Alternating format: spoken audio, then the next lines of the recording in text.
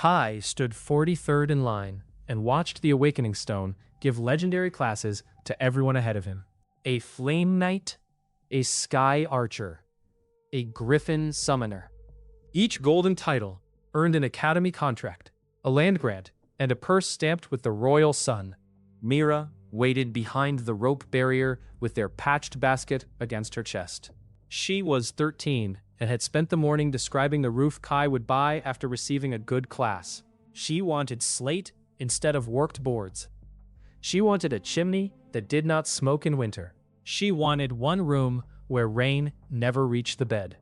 Leon awakened 6 places before him. Flame Knight appeared in red and gold. The square erupted. Officers fastened a crimson cloak around Leon's shoulders, while his mother cried into both hands. Leon looked toward Kai then. His face held the same frightened joy they had shared when they were children, and used sticks as swords beside the river. Then, Kai touched the stone. Class received. Farmer. The word appeared in flat gray letters. For a moment, nobody understood. Then Silas Vale laughed. Silas was the son of Gideon Vale, the largest landowner around Rowan. His own class, Shadow Assassin, still glowed violet above the stone. He asked whether the crown would issue Kai a legendary shovel. The laughter spread through the square. Priest Arvek removed Kai's name from the land grant list. The royal clerk closed the academy ledger. A local officer told Kai that agricultural classes could apply for seasonal labor through their landlords. Kai looked toward Leon. Leon stood beside the academy carriage while older students examined his new cloak. Their captain asked whether he knew the farmer boy.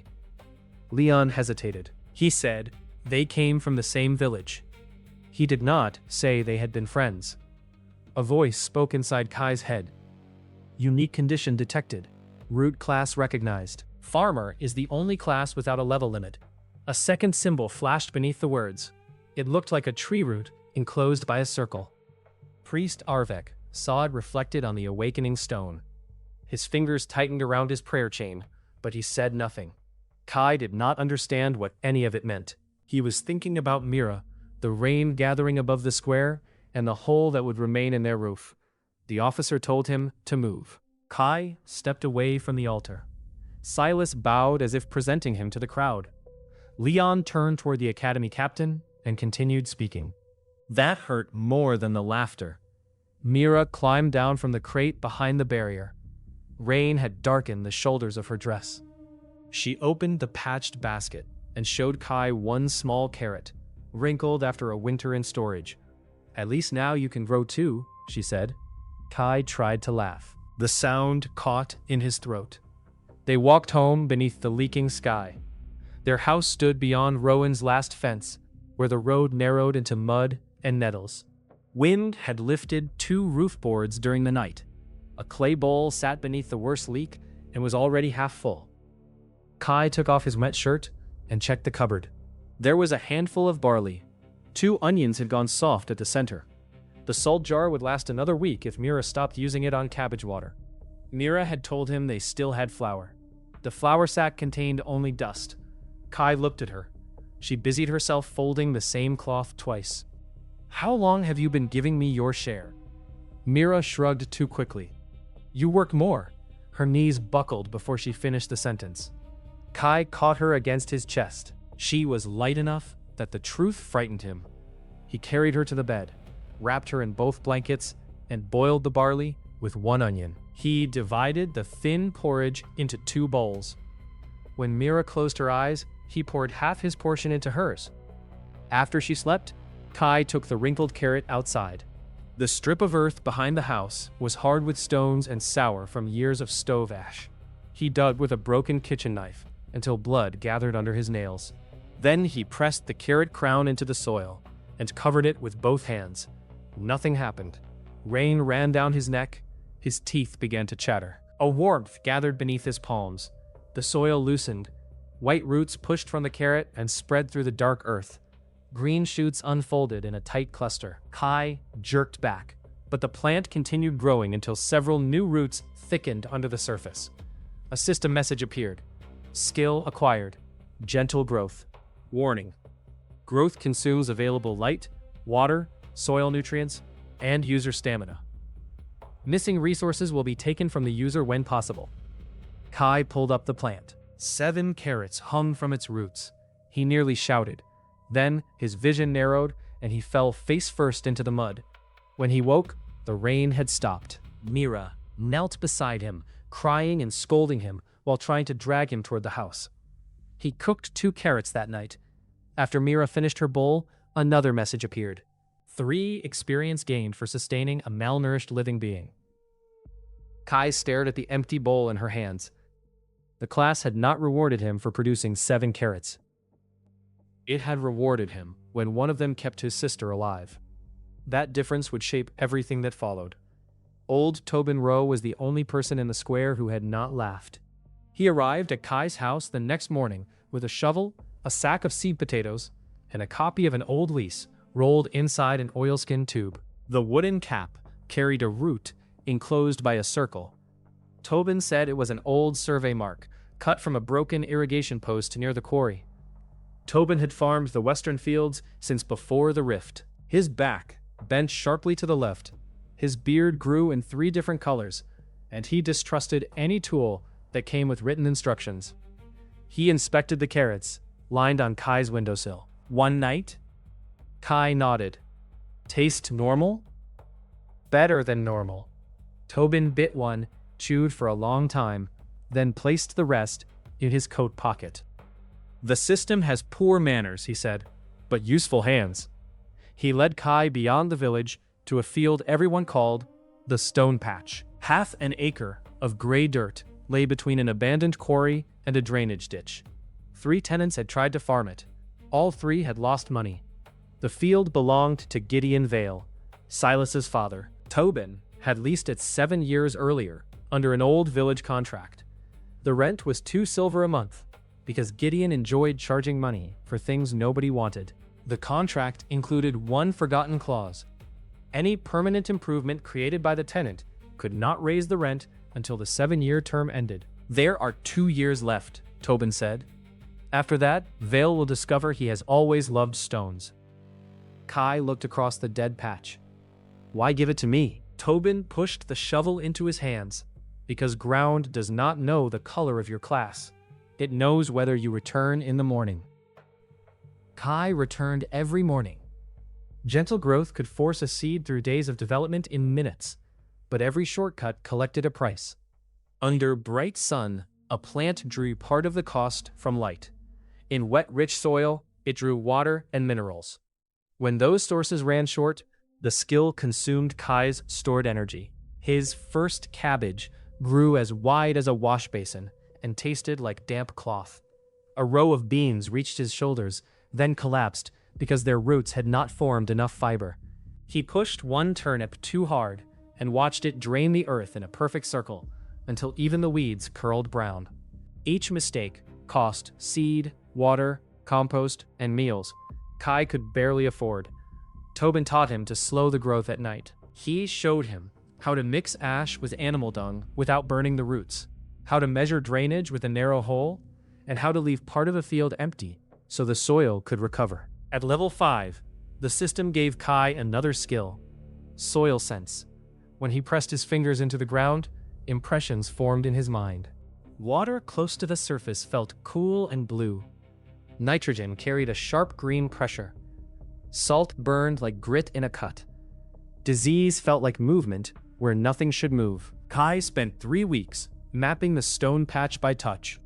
Beneath the rocks, he found a narrow band of black soil deposited by an old flood. He shifted his rows to follow it.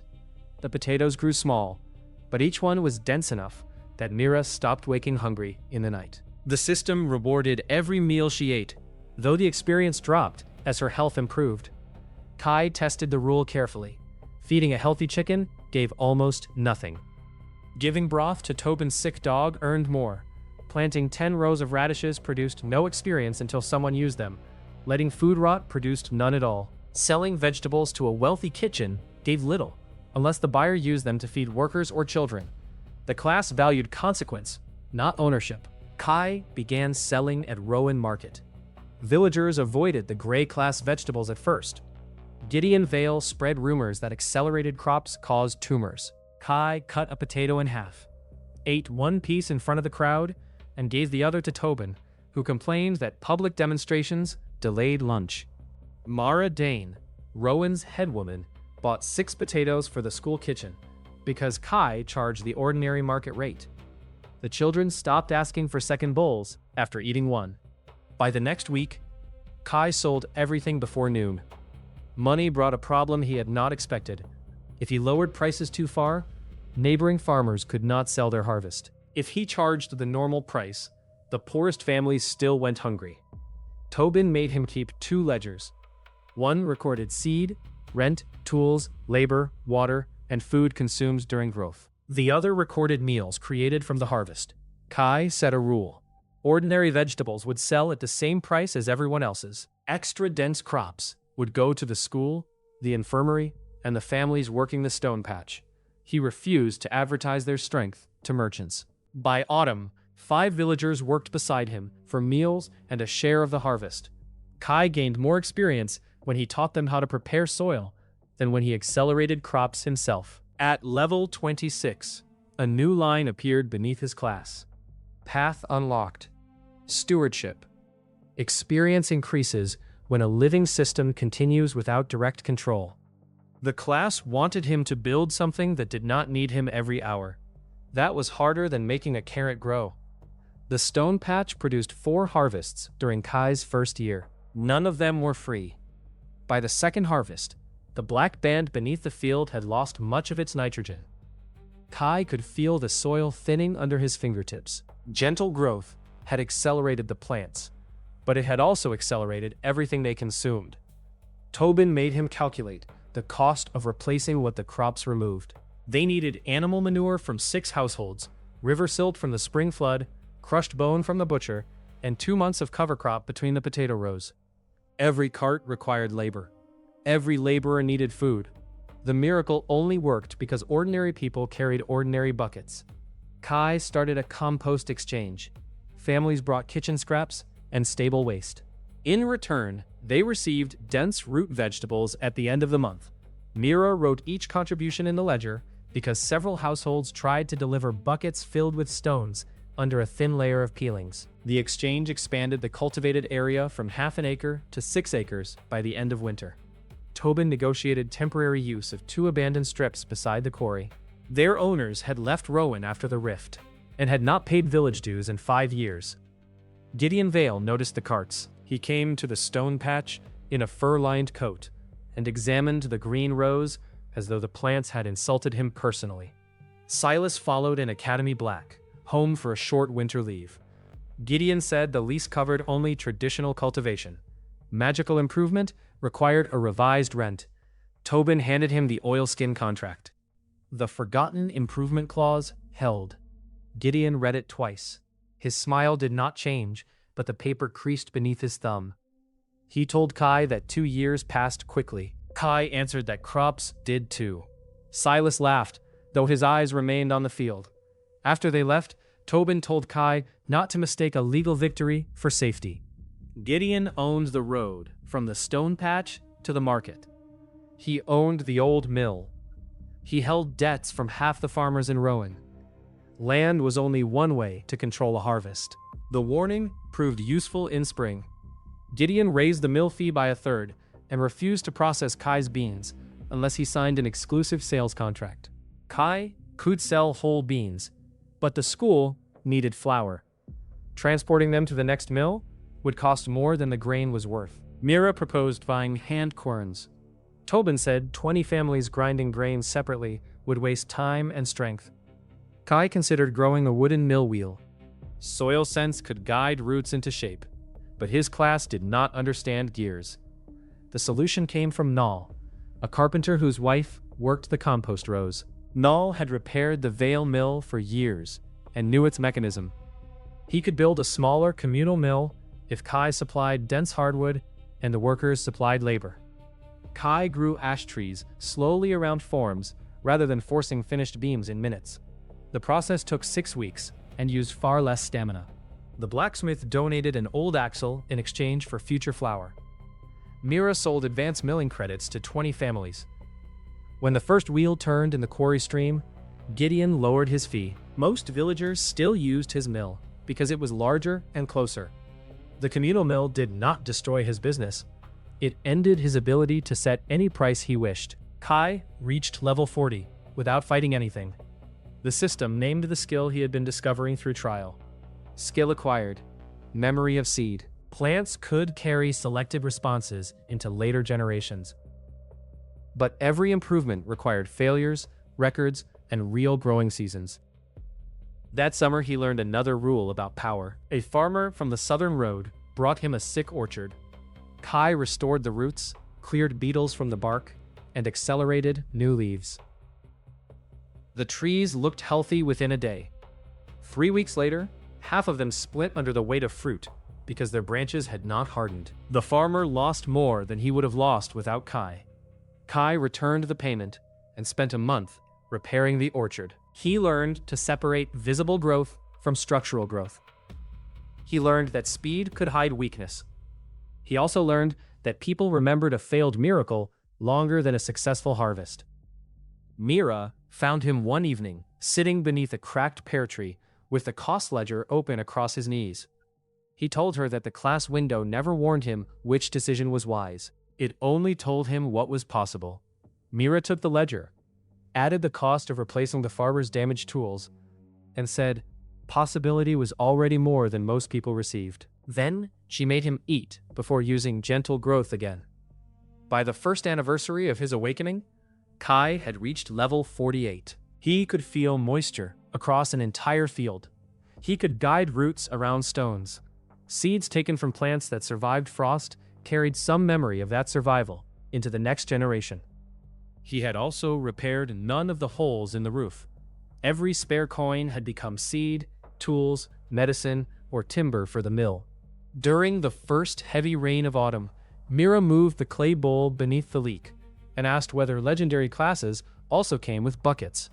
Kai laughed hard enough that the water spilled. Leon returned to Rowan during the second spring after awakening. The academy sent its junior companies through the western villages to display royal strength. They arrived in polished armor on tall horses, while children ran beside them. Leon wore a red cloak clasped with a golden sun. Heat shimmered around his gloves, even in the cool morning. Kai was unloading compost near the market when the procession stopped. Leon saw him. His gaze moved from Kai's mud-covered boots to the cart of manure. The captain beside him asked whether he knew the local farmer. Leon said they had grown up in the same village. He did not say they had shared meals after Kai's parents died. He did not mention the summer they slept in Tobin's hayloft because both were afraid of thunder and too proud to admit it. Kai kept both hands on the cart. "Your mother kept your old fishing pole," he said. "She thought you might want it." Leon glanced toward the watching students. "I do not have time to fish now." His voice was courteous. The distance between them felt chosen. Silas stood at the rear of the company in black academy leather. He had grown thinner and carried himself with the careful stillness of someone who wanted others to notice how dangerous he had become. He asked whether Kai had awakened the advanced skill called moving dung. Several students laughed. Kai pushed the cart past them. A wheel dropped into a rut and splashed Silas's boots. Silas's expression changed. That afternoon, the academy company camped beside the eastern orchard. Their captain gave a speech about monsters and royal duty. Leon demonstrated a controlled flame arc that cut 3 straw targets in half without burning the grass. The villagers applauded. Kai noticed Leon looking toward the stone patch after every cheer. At dusk, Silas and 2 students crossed the drainage ditch. Kai saw them from Tobin's shed. They were cutting open his experimental pumpkins with practice knives. The pumpkins stored fermentation gas inside thick chambers. Kai hoped to use the gas for greenhouse heat after seeing bubbles form inside damaged fruit. He had not yet learned how pressure changed during rapid growth. Silas drove his knife into one. The pumpkin hissed. Kai ran toward them. "Do not touch the others." Silas stepped back from the leaking fruit. "Or what?" You will report me to a carrot? A crash sounded beyond the orchard. Birds rose from the trees. Then a boar burst through the hedge. It was larger than a horse, with gray plates growing through its hide. White dust streamed from its nostrils. Two smaller boars followed. The rift had changed animals before, but Kai had never seen the pale grit buried in their flesh. Silas vanished into shadow. One companion drew a spear. The other froze. The large boar struck the spearman before he set his feet. The boy flew into a bean row and did not rise. Kai's system marked the animals as infected. Their hooves crushed the earth into hard gray scars. The smaller boars turned toward the market road. If they reached Rowan, people would die. Kai could not outrun them. He could not pierce the gray plates.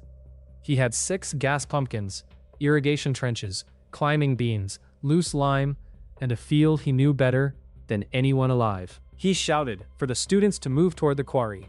Silas reappeared behind the large boar and stabbed under its shoulder. His blade entered less than a hand's width. The animal twisted with shocking speed. One tusk caught Silas across the ribs and threw him into the ditch. Kai grabbed the leaking pumpkin. Gas made his eyes water. He rolled it into the center trench and opened the sluice gate with his shovel. Water rushed down the row. The pumpkin floated toward the road. The smaller boars followed the movement. Kai activated gentle growth on the climbing beans beside them. Vines snapped upward and wrapped around legs and tusks. The plants were too weak to hold. One boar ripped free immediately. The delay lasted 2 seconds. It was enough for Kai to reach the next pumpkin. He cut its stem and kicked it into the trench. Silas crawled from the ditch with one arm pressed to his side. "What are you doing?" "Making them stand where I need them." Kai pulled a sack of lime from the shed and threw it across the wet road. Powder turned the mud slick beneath the animals. One smaller boar fell sideways. The large one lowered its head and charged Kai. He ran between the pumpkin rows. Each stride sent pain through his tired legs. He used gentle growth as he passed, swelling 3 pumpkins until their skins tightened. The skill drained warmth from his hands. The boar gained on him. Kai reached the low stone wall at the field edge. He planted 1 foot on a loose block and jumped aside. The boar struck the wall. Stones collapsed over its head, but the creature remained standing. Kai seized Tobin's lantern from a fence post and hurled it. The glass broke against the first pumpkin. Fire entered the leaking gas. The explosion punched the air from Kai's lungs. 1 pumpkin burst, then another. The trench carried flame beneath the third. Dirt, pulp, and stones filled the field. Kai landed near the ditch. His ears rang. Through the smoke, he saw the 2 smaller boars down. The large one staggered upright, with half its plates torn away. The fight was not over. The animal charged again, slower but still deadly. Silas stood behind it. He could have entered shadow and fled. Instead, he drove his blade into the exposed wound. The boar bucked.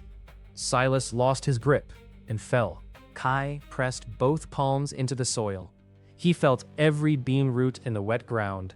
He forced them toward the wounded creature, not upward, but beneath the loosened plates. The vines entered torn flesh and expanded. The boar screamed and dragged Kai through the mud by the roots connected to his hands. Skin tore from his palms. He held until Silas found his knife and cut through the animal's throat. The boar collapsed.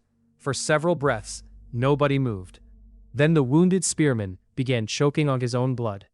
He was the student who had cut down Mira's onion bed earlier that afternoon for a joke. Kai crawled to him anyway. He had 5 bloodleaf plants beside the shed. They were meant for winter accidents. He used 4 to close the outer wounds, and the 5th to slow the bleeding. The plant could not repair organs. It only bought time. When the academy healer arrived, the boy still had a pulse. Before darkness closed over Kai, the system displayed a message. Level 53 reached. New branch unlocked. Kai woke in Tobin's house, with both hands wrapped in linen. The academy healer said the wounded student would live if fever did not set into his chest. Silas had 3 cracked ribs and a torn shoulder. The captain called Kai's methods reckless, then offered 10 gold coins for every 100 explosive pumpkins he could produce. Kai refused. He had nearly killed himself with 6 unstable fruits. Giving hundreds to soldiers who saw fields as ammunition would turn every village barn into a weapon store. The captain raised the offer to 15 gold and promised an academy testing team. Kai asked who would own the seed after testing. The captain avoided the question. Tobin ended the conversation by closing the door in his face. The story spread through Rowan. Children rolled ordinary pumpkins down hills and shouted Kai's name. Silas told anyone who listened that his final strike had killed the boar. That was true. He left out the part where Kai had kept him from being trampled. Leon visited the stone patch alone before the academy company departed. Kai was replanting beans with bandaged hands. Leon stood at the edge of the damaged rows and said Kai should have taken the captain's offer. 15 gold would buy the house, the field lease, and a proper roof. It would also put gas fruit in every supply wagon, Kai said. The army fights things like those boars every week. Then the army can test its own weapons without owning my seed. Leon frowned. You think like a villager.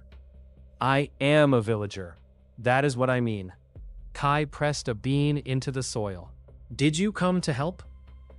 Leon looked toward the academy horses waiting on the road. He said Silas would not trouble Kai again. The captain had warned him. Kai asked whether Leon had warned him. Leon adjusted the clasp on his cloak. It is handled. Kai understood. Leon had not come to apologize for his silence. He had come to offer the comfort of authority, provided Kai accepted his place beneath it. Your fishing pole is still at your mother's house, Kai said. Leon left without taking it.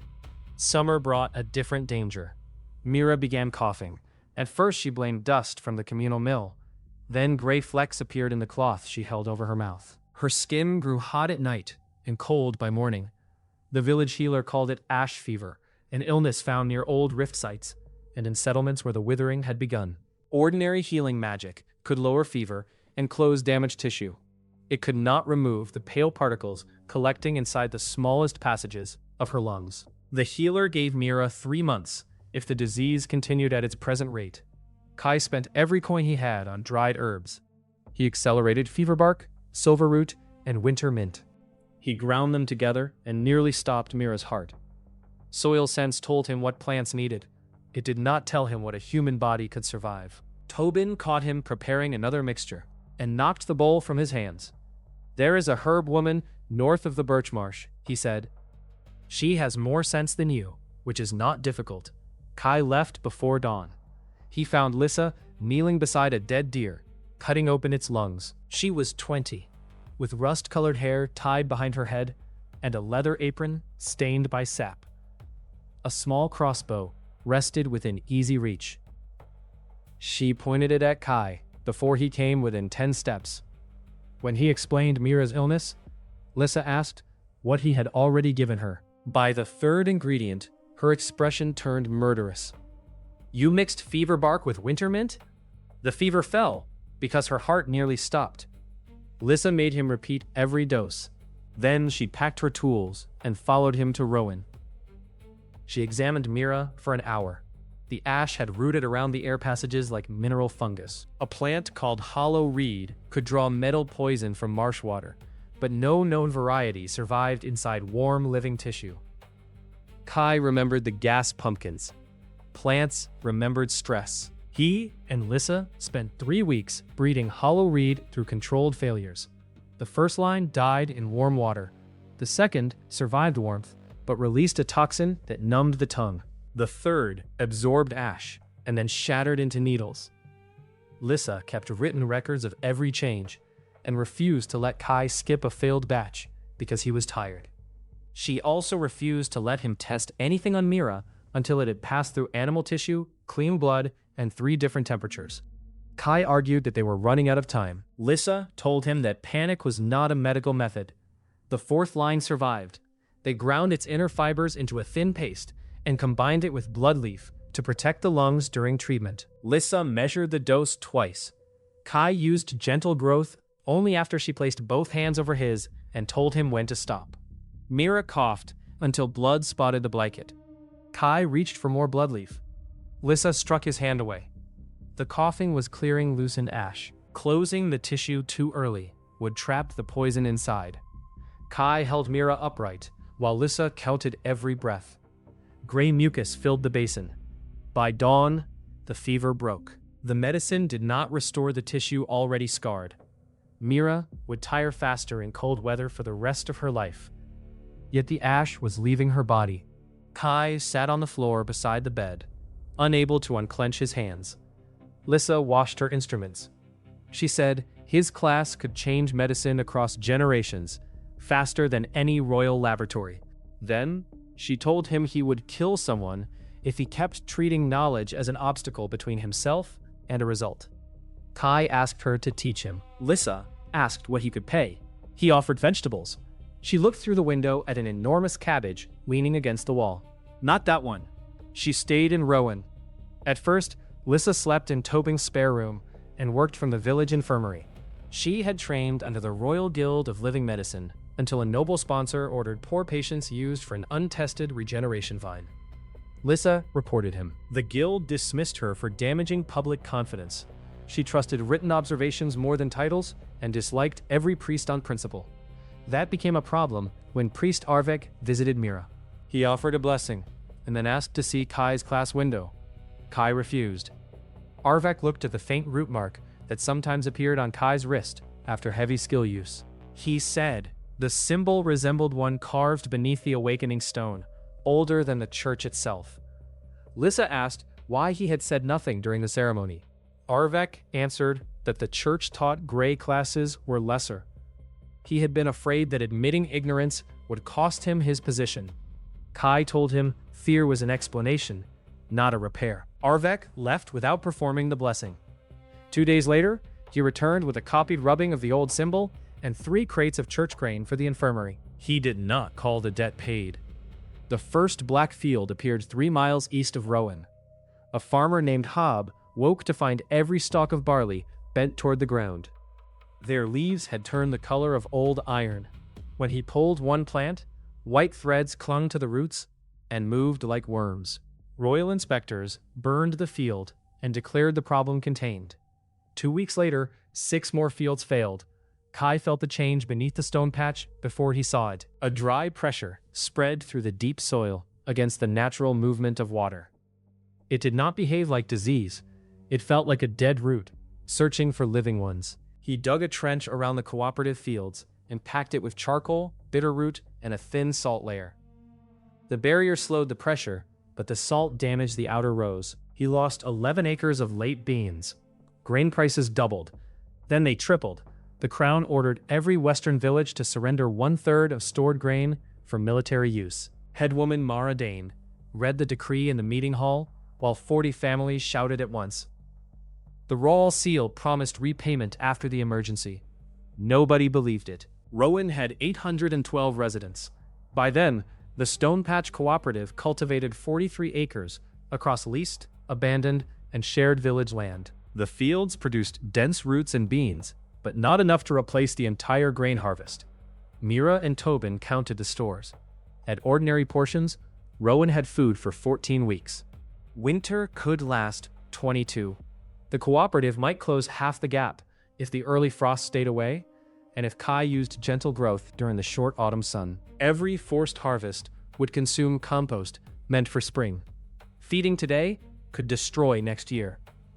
Merchants arrived from the south.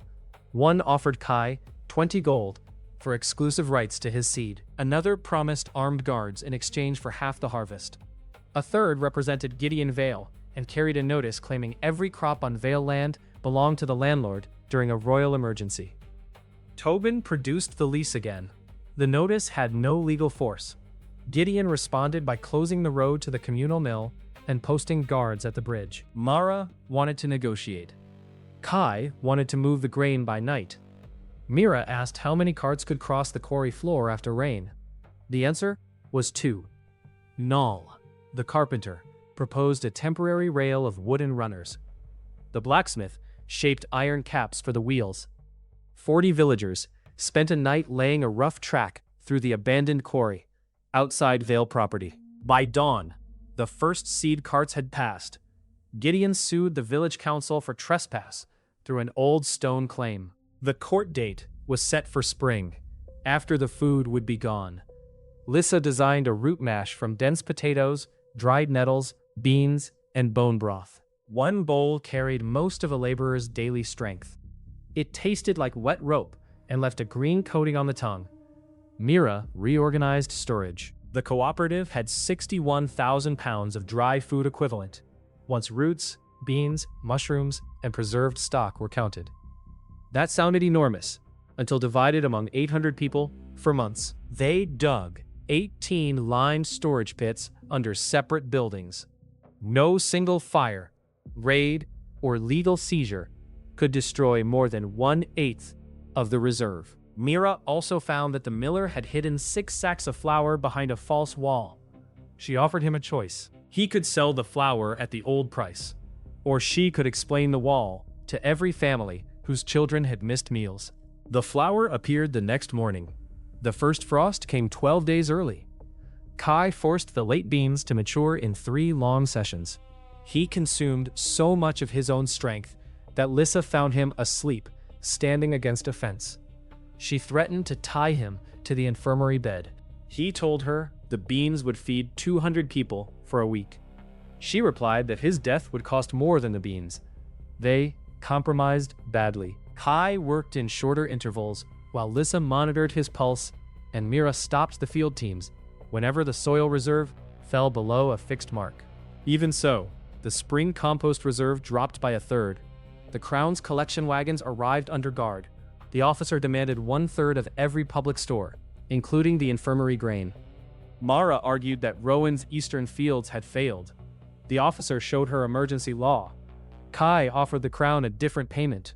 Rowan would provide dense ration cakes for 200 soldiers if the army protected the eastern stream and escorted refugee traffic.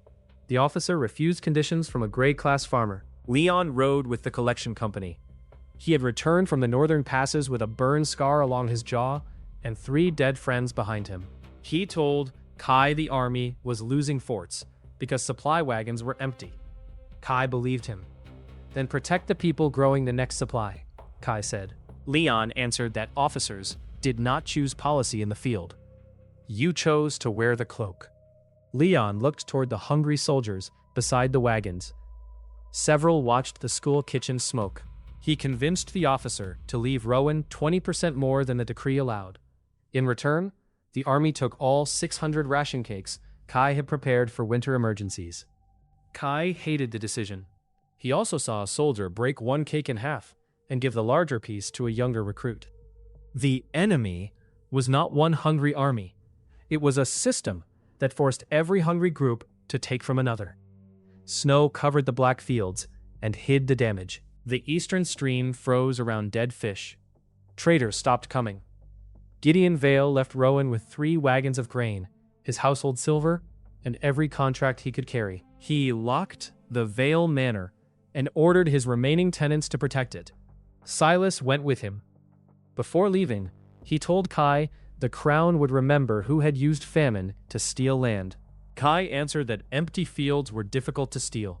By the 10th week of winter, families boiled leather and ground acorns twice to remove poison. Parents skipped meals and lied to their children.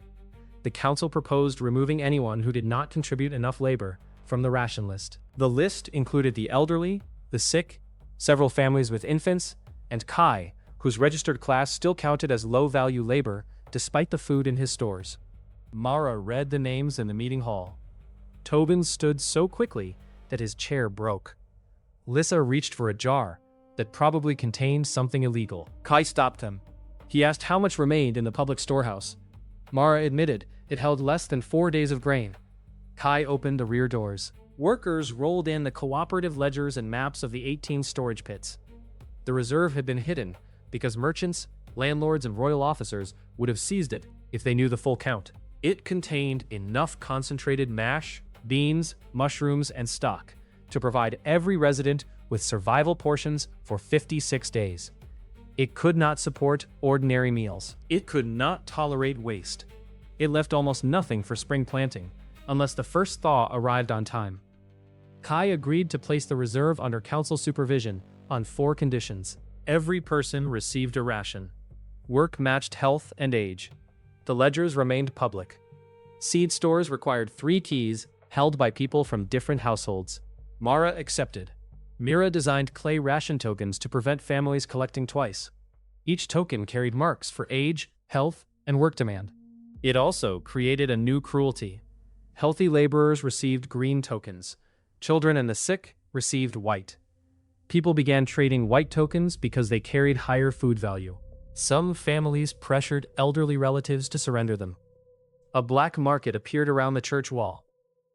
Mira reacted by tightening inspections. The black market moved into private houses.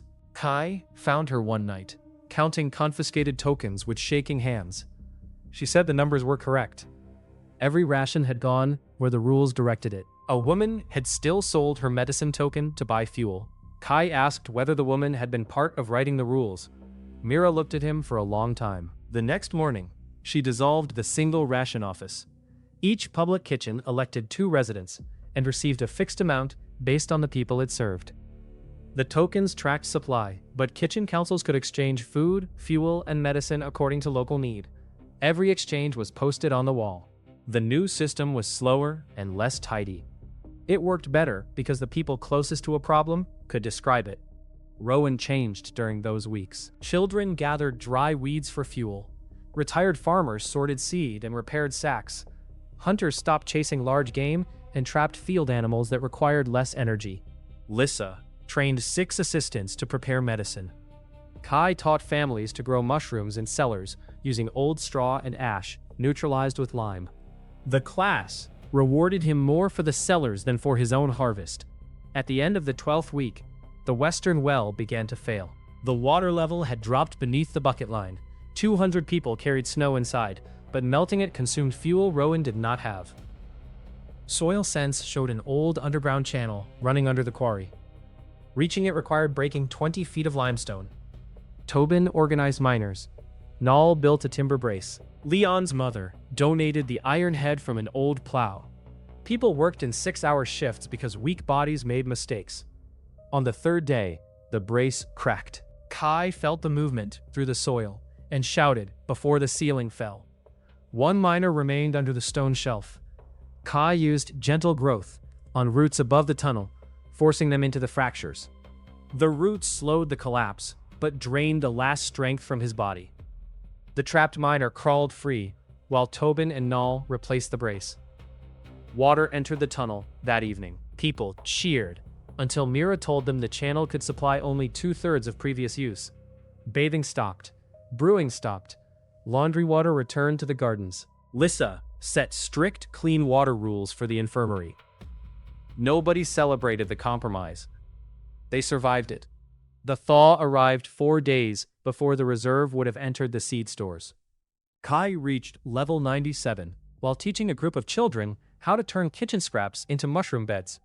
When the snow melted, the eastern fields did not return. They had become gray flats where even insects died. Only the Stone Patch Cooperative and the gardens using Kai's seed remained green. 3 days later, the first refugees appeared on the road. There were 27 refugees in the first group. By sunset, there were 80. By the next morning, 127 people waited beyond Rowan's western fence.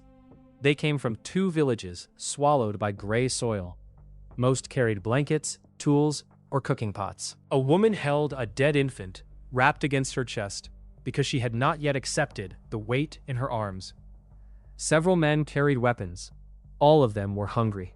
Rowan's council closed the gate. Mara argued that the village had barely survived winter.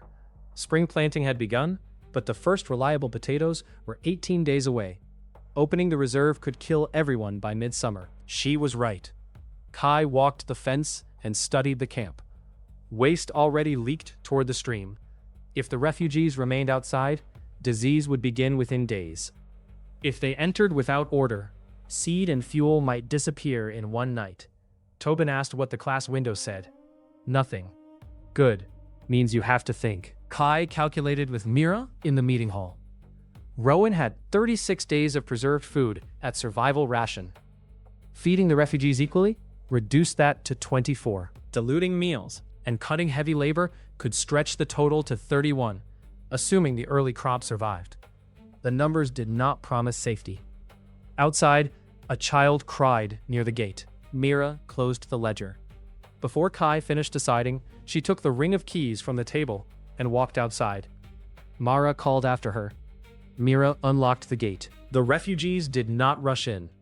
They were too exhausted. The first person through was a boy of 10, who stared at the loaf under a guard's arm. Kai climbed onto a cart so the crowd could see him. He told them Rowan had food for roughly a month and seed for the next harvest. Anyone entering would work according to ability. Weapons would be stored. Food would be counted in public. Theft from homes or seed stores would bring removal from the settlement. But water and a basic ration would never be withheld as punishment.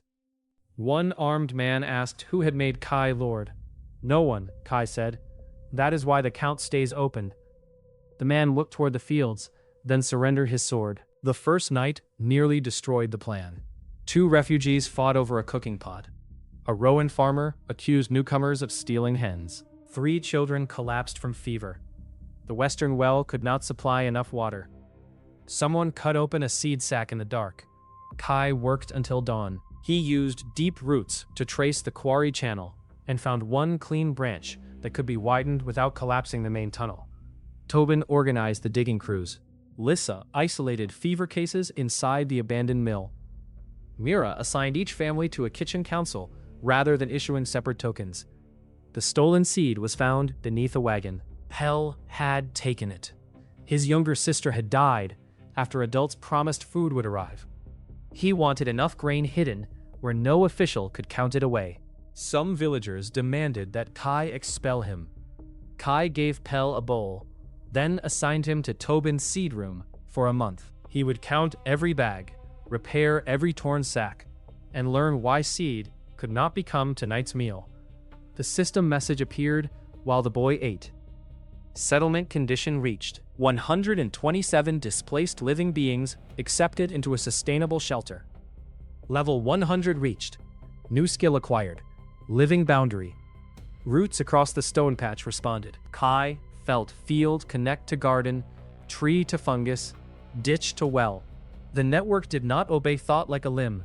It carried pressure, moisture, injury, and simple intent. For the first time, he sensed the entire settlement as one living shape. Far beneath that shape, something touched him back. It was vast, cold, and patient. A dead root shifted under the eastern fields and turned toward Rowan. Kai pulled his awareness away so sharply that blood ran from his nose. Mira caught his arm. He looked through the open gate at crowded kitchens, wet tents, frightened villagers, and the first green shoots pushing through spring mud.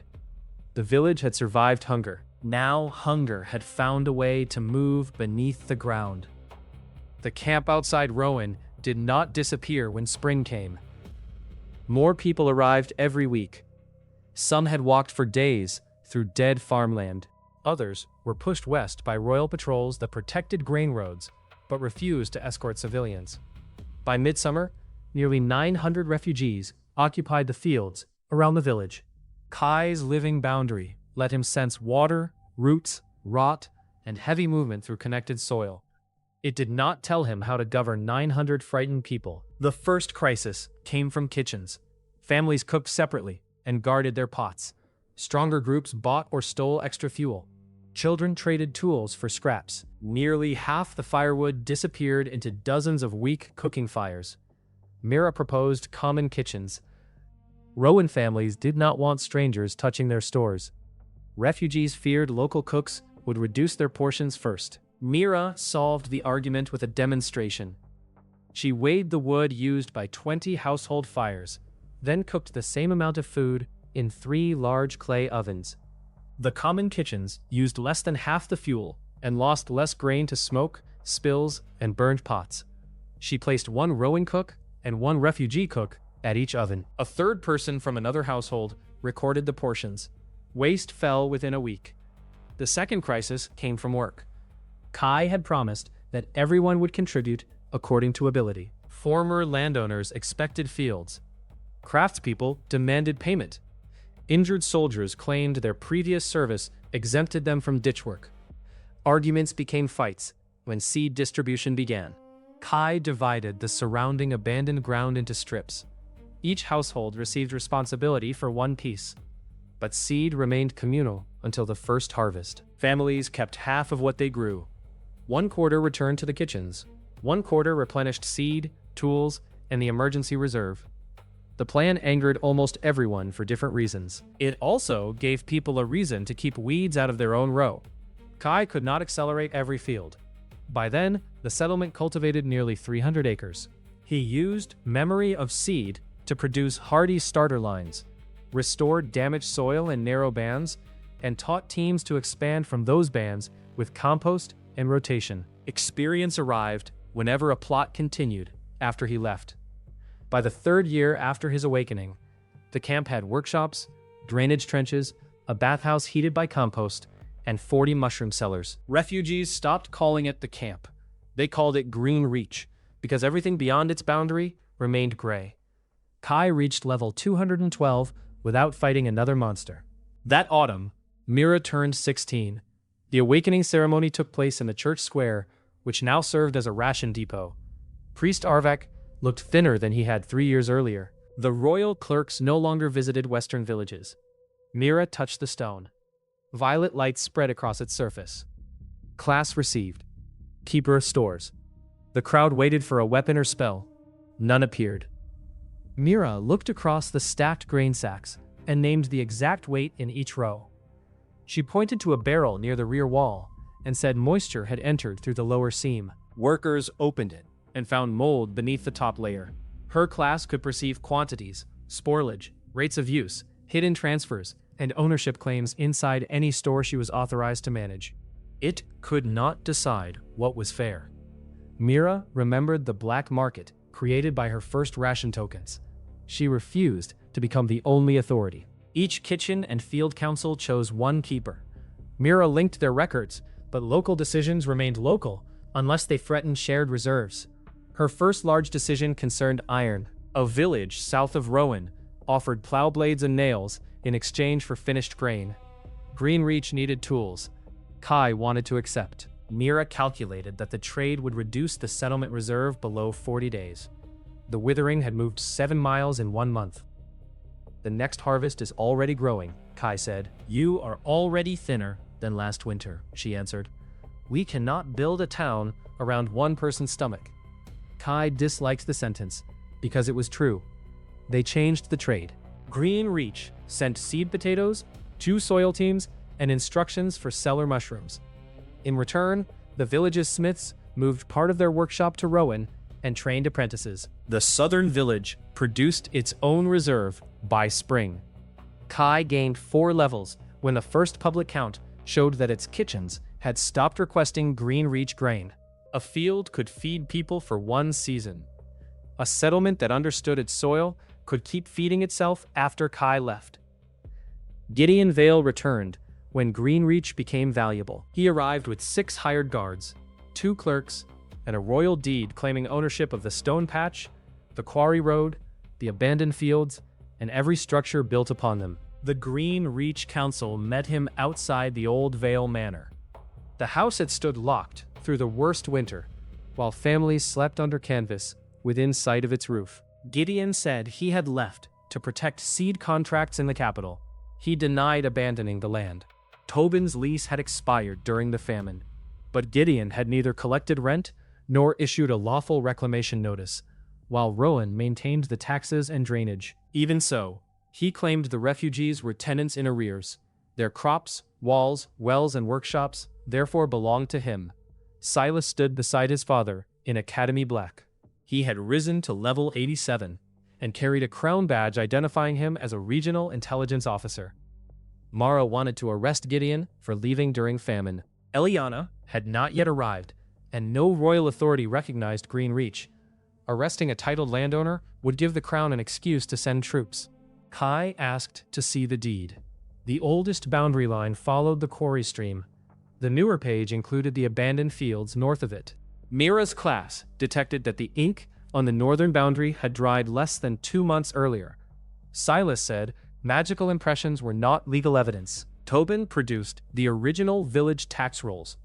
They showed that the northern fields belonged to Rowan families before the rift. Gideon had purchased debts, not land. When those families died or fled, he had recorded the fields as collateral. The dispute moved to the regional court. Gideon expected starving villagers to lack advocates. Instead, Greenreach sent 3 cartloads of records. Mira listed every family that had restored each field. Nall documented permanent structures. Lissa recorded sanitation work. Refugees testified that Gideon's guards had turned them away from empty barns during winter. The court magistrate still favored Gideon. He ruled that emergency cultivation did not erase legal ownership. Greenreach could remain for 1 year if it paid 3 years of back rent. The amount exceeded the value of the entire harvest. People wanted to refuse. Gideon expected that. Refusal would let him request royal enforcement. Kai offered payment in restored land instead. Greenreach would rehabilitate 200 acres south of the Vale Manor, an area already entering early withering. Gideon would receive the ordinary harvest from those acres for 3 years. In exchange, he would release all claims north of the quarry stream. Mira pulled Kai aside. Restoring that land would consume scarce compost and labor. Kai said a war over ownership would consume more. Gideon accepted because he believed Kai could produce limitless profit. The agreement contained conditions. Greenreach provided seed and training, but Vale tenants controlled the work. Gideon could take no more than 1/3 of food needed for local survival. Public ledgers would record every transfer. Gideon resisted the final condition until Silas reminded him that refusing would make the forged boundary page public. Kai restored the first 20 acres personally. Then he trained Vale tenants to use charcoal trenches, fungal barriers, and deep-rooted clover. The withering pressed harder than expected. One barrier failed and killed 7 acres overnight. Gideon demanded Kai replace the lost crop with Greenreach stores. Kai refused. The contract covered training and restoration, not guaranteed yield. Gideon tried to seize seed from his tenants. The tenants locked the storehouse and sent the record to Mira. Silas entered shadow after midnight and opened the door for his father's guards. Pell, now 13 and responsible for mushroom sheds, had spread sunlight fungus through the floor cracks. The spores glowed around moving shadows. Greenreach watchmen caught the guards before they reached the seed. Silas escaped. The next morning, Vale tenants refused to return to work until Gideon accepted 3 unrelated key holders for every store. They had the crop knowledge. For the first time, Gideon discovered that ownership on paper did not make roots obey. By harvest, 130 acres survived. The yield was lower than Greenreach fields, but enough to feed the tenants and satisfy the first contract payment. Gideon received less grain than he had expected. Kai received something more important. The court recorded the northern fields as held in common by the households that had restored them. They could pass use rights to children, but they could not sell staple seed or shared water to one private owner. The ruling was narrow and temporary. It became the first legal route of the Harvest Charter. Silas blamed Kai for reducing his family from lords to contracted landholders. Kai reminded him that his family still owned a manor, mills, livestock, and more land than most villages. Silas answered that losing the right to command was the same as losing everything. Kai remembered that sentence. Greenreach gained a wall during its 4th year. Kai planted blackthorn in a double ring and joined the roots beneath the soil. Living boundary directed growth toward pressure. When a cart approached, the branches loosened. When wolves came at night, the thorns closed. The wall required 300 barrels of water during its first season. Its roots competed with nearby beans. Mira forced Kai to remove one section and replace it with an earthen rampart after the western kitchen gardens lost 1/5 of their yield. During the same year, Kai reached level 308. Living Boundary opened a new branch called Seed Guardian. A mature tree could place its living core into one seed before destruction. The seed could later grow a simple guardian that followed trained signals from local root keepers. The process preserved function, not memory or a human soul. Sentries still guarded every gate. Plants could sense weight and injury, but not intention. That lesson mattered when a column appeared on the southern road. Nearly 300 people approached under a torn royal banner. Many were wounded.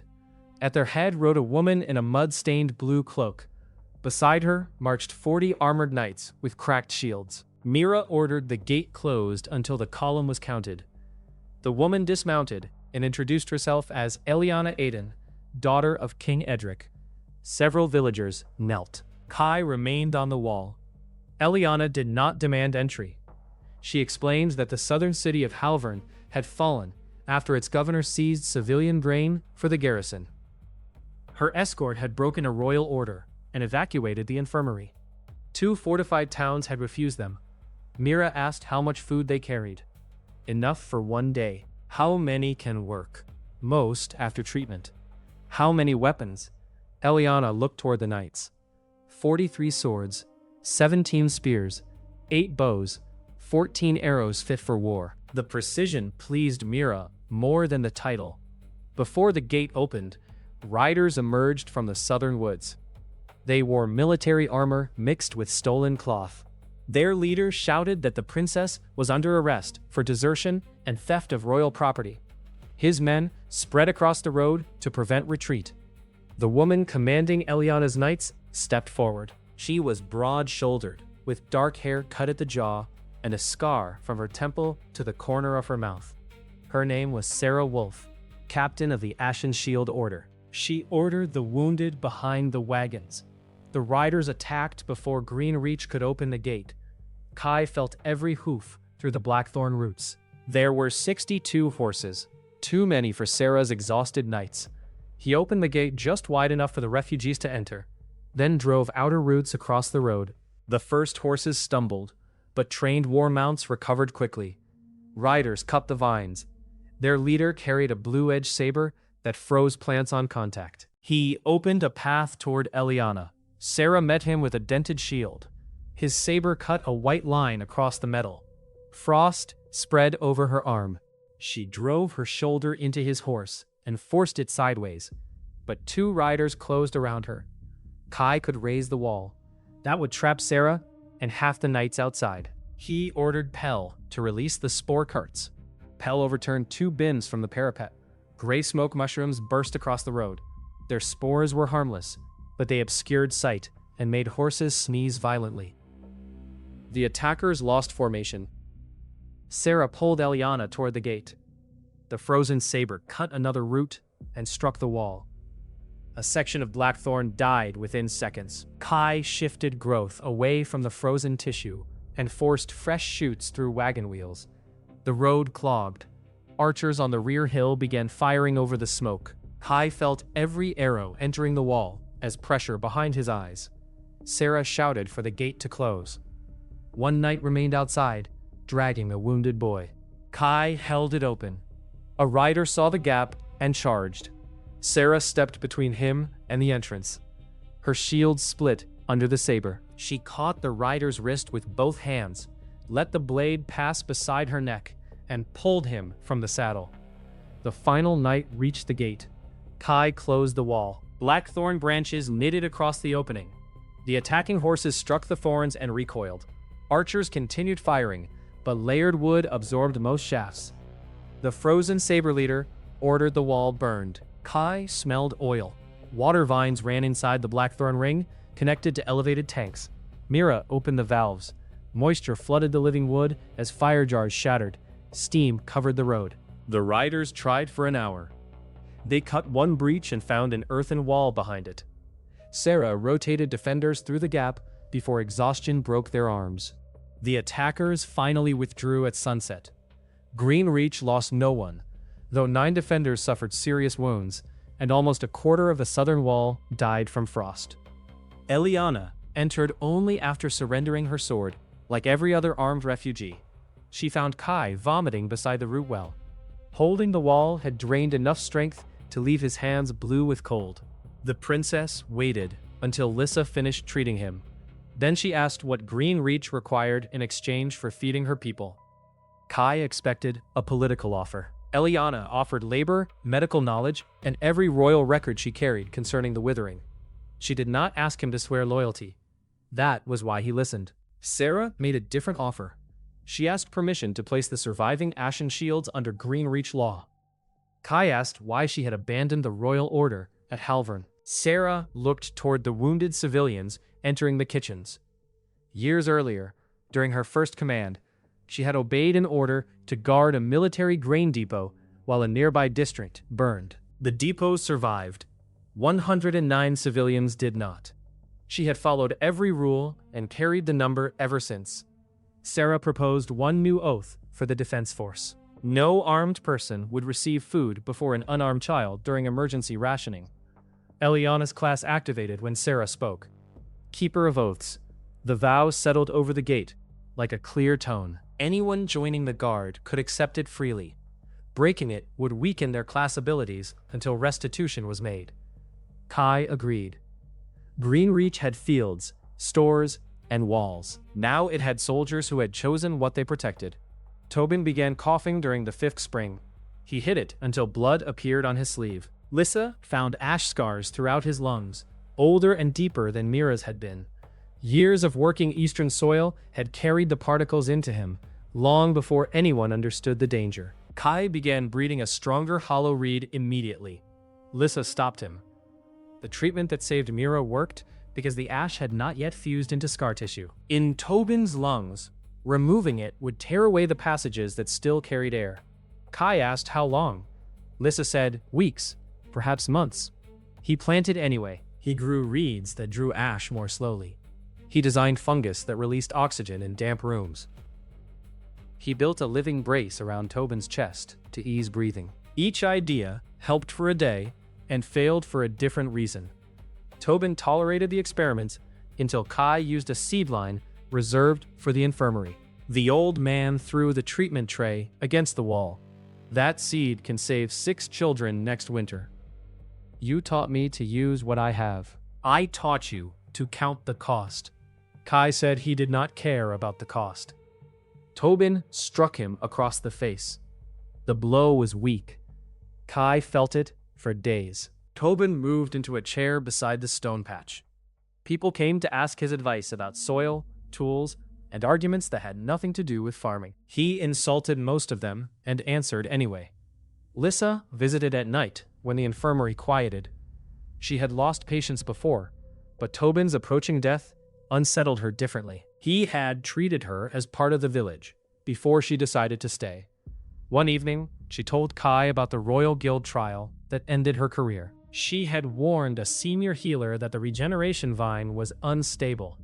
He used it on poor patients because their families could not challenge the guild.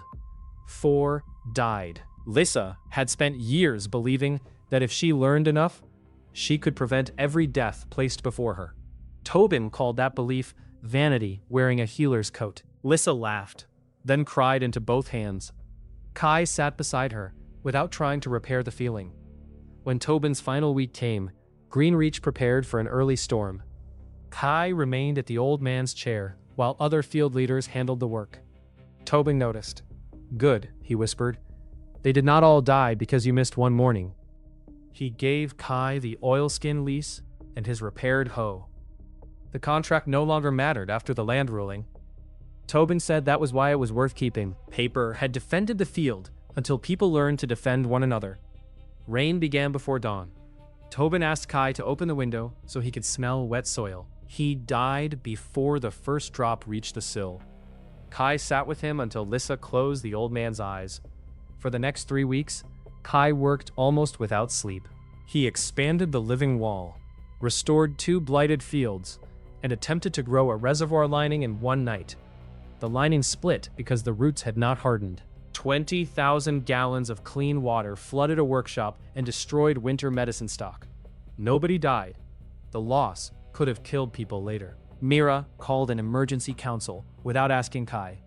She presented the cost of his work since Tobin's death. 3 collapsed field teams, 2 damaged wells, 1 lost medicine reserve.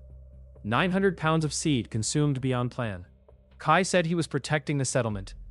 Lissa placed Tobin's broken treatment tray on the table. You are trying to make a world where his death becomes impossible, she said. You are charging everyone else for the attempt. Kai left the council hall. He spent the night at the stone patch, with the old hoe across his knees. By morning, he understood the part of stewardship he had avoided. A system that needed his pain to function was not sustainable. He gave Mira authority to stop any use of gentle growth that consumed shared reserves. He divided living boundary control among trained root keepers. Sarah took command of emergency defense. Lissa gained final authority over medical cultivation. Kai did not become less important. He became less dangerous to the people who depended on him.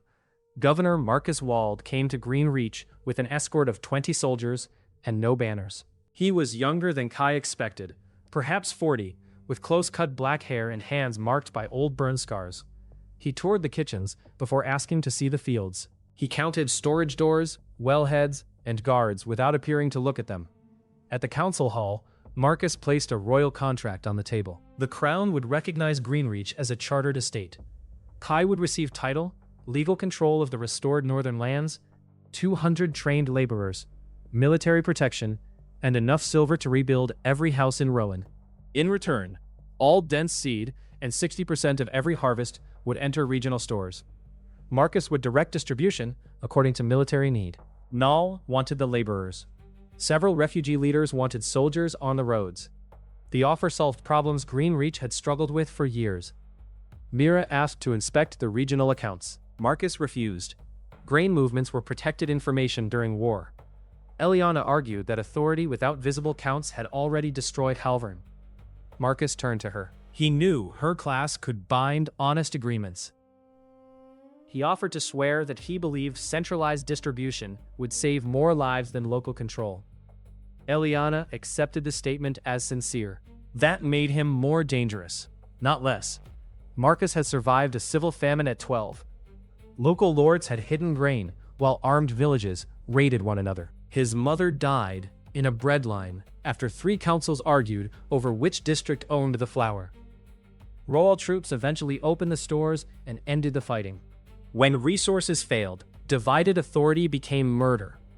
Kai said Greenreach would sell or trade food to the crown under public terms, but it would not surrender seed ownership or local stores. Marcus asked, what happened when Greenreach chose its own children over the capital?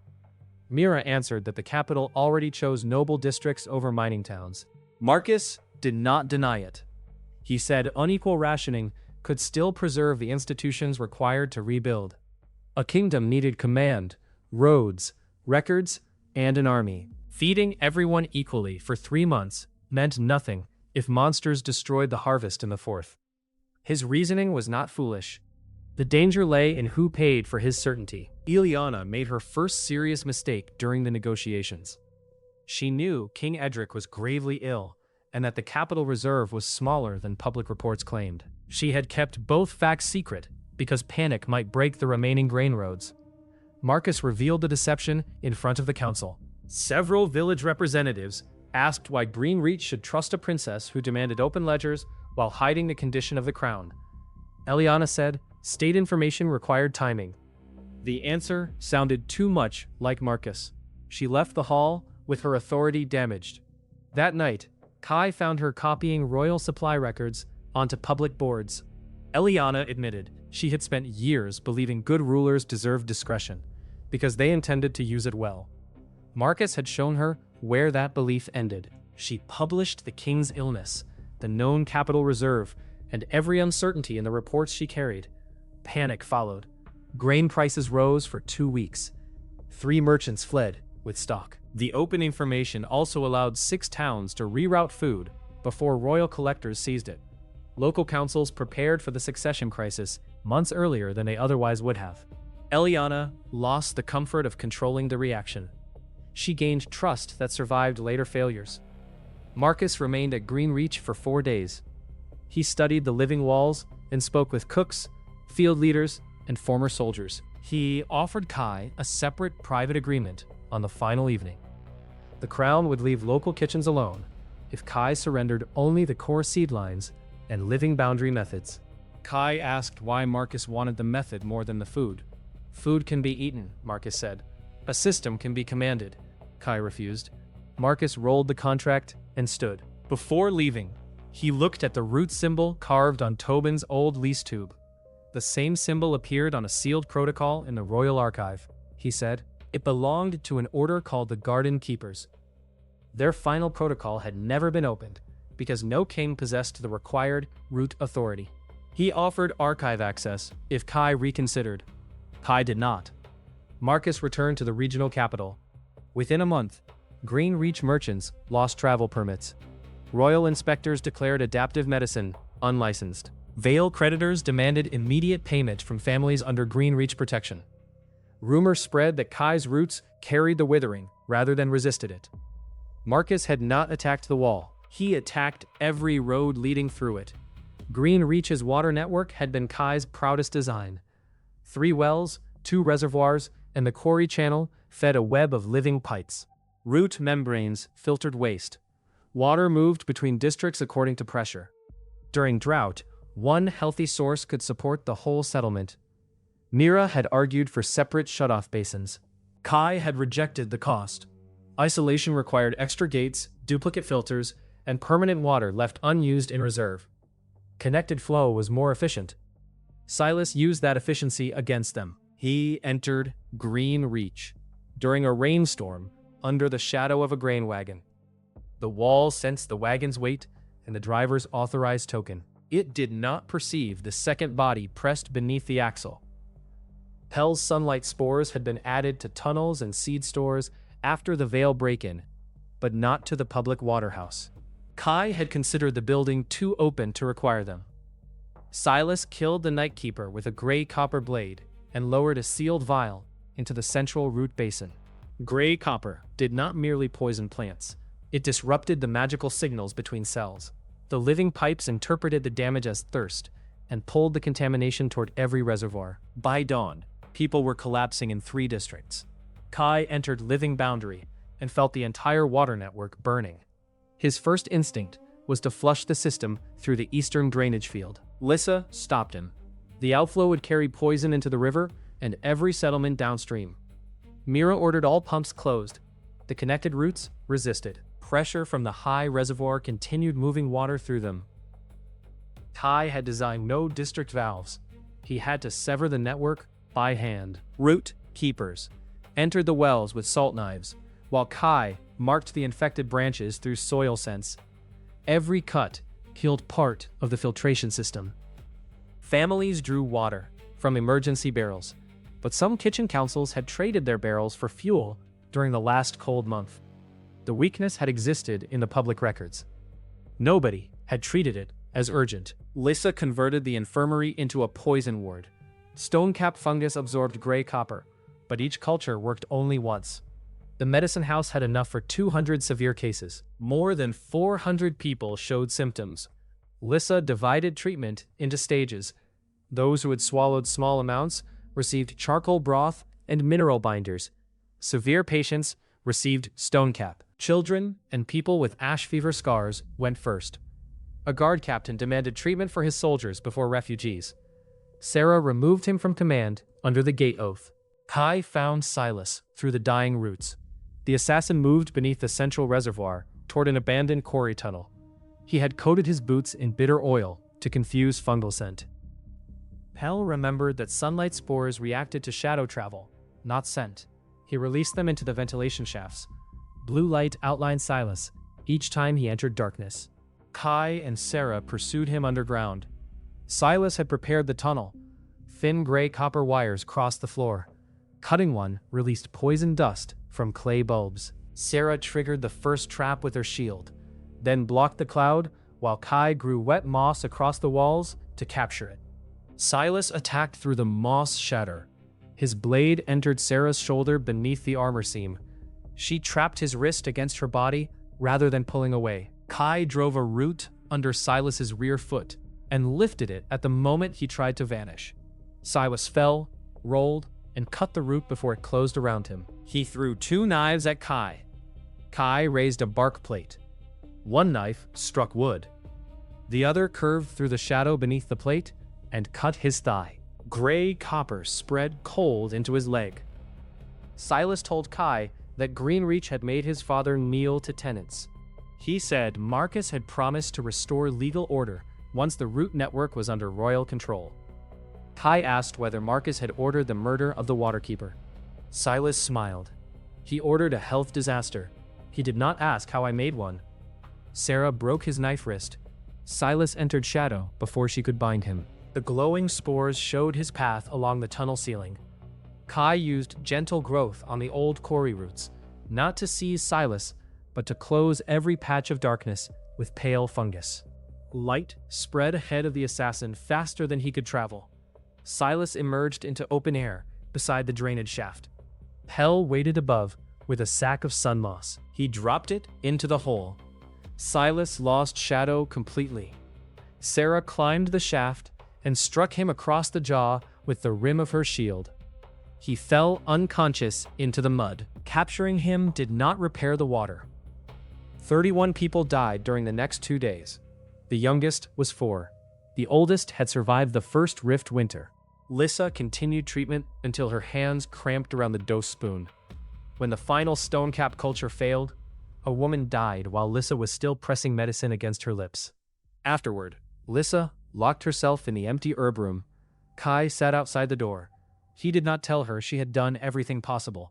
She knew the numbers better than he did. He told her the woman's name, the names of her 2 sons, and which kitchen had agreed to care for them. Lissa opened the door after an hour. She asked who would record the failed treatment. Kai said they would do it together. The official inquiry blamed Silas and Marcus. Kai opened the design records and added his own failure. He had centralized the water to save resources. He had ignored Mira's demand for isolation gates. His decision had allowed 1 vial to reach an entire town. Greenreach rebuilt with 7 separate water districts. Each held emergency barrels, independent filters, and mechanical valves that worked even if magic failed. Connecting districts required 3 keepers to agree. The new system used more material and lost more water to storage. It could survive betrayal. Eliana refused to let the poisoning become a private accusation. Marcus controlled the regional courts, the road permits, and most official messengers. A closed trial would end with Silas condemned as a rogue agent and every order above him denied. Eliana invoked an old royal right of public measure. The hearing took place at Westbridge, where 5 grain roads crossed. Representatives from 30 villages attended. So did merchants, soldiers, priests, and hungry families who had walked for days. Marcus arrived with judges and legal clerks. Silas arrived in iron, salt, and sunlight cloth. Eliana's keeper of oaths could not force objective truth. It could bind a speaker to say what they believed and reveal deliberate evasion through a visible break in the oath light. Marcus agreed to the oath because refusing would look like guilt. Silas agreed because Marcus had abandoned him. Eliana questioned the orders first. Silas repeated Marcus's instruction exactly. Create a health disaster caused by the root network.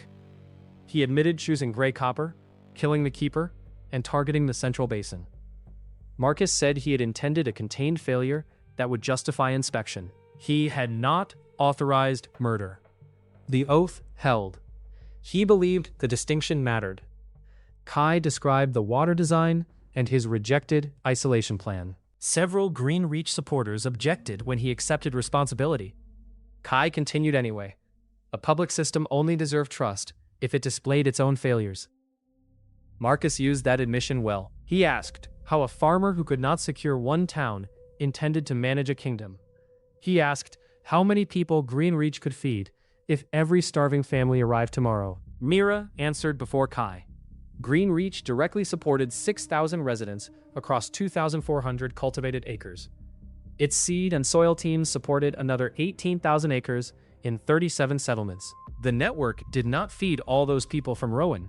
It supplied starter seed, medicine, training, and emergency transfers, while local fields carried most of the burden. If everyone in the western region arrived at the gate, Greenreach would fail within days. Marcus turned to the crowd. Then someone must decide who stays outside. Kai said, yes. The answer quieted the bridge. He did not promise limitless food. He said the difference was whether the decision, the count, and the cost remained visible to the people who carried it. Eliana requested the regional grain account. Marcus refused under state security. The oath light cracked around his wrist. He amended the answer. He feared that publishing the account would cause villages to stop paying taxes and soldiers to desert supply posts. Eliana asked whether regional stores held spoiled wheat. Marcus admitted they did. Why had it been burned rather than released cheaply? Because a price collapse would bankrupt landowners whose taxes financed the army. Why had reserve grain been sold to merchants? To hire mercenaries for the northern passes. Why had the capital received white flour while mining towns received damaged stock?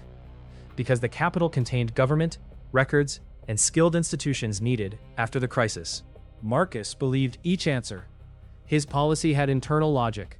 It also placed every sacrifice on people too weak to enter the room. Eliana opened her own records next. She admitted hiding King Edric's illness and the uncertain capital count. She described the panic that followed publication and the towns saved by early preparation. The oath held.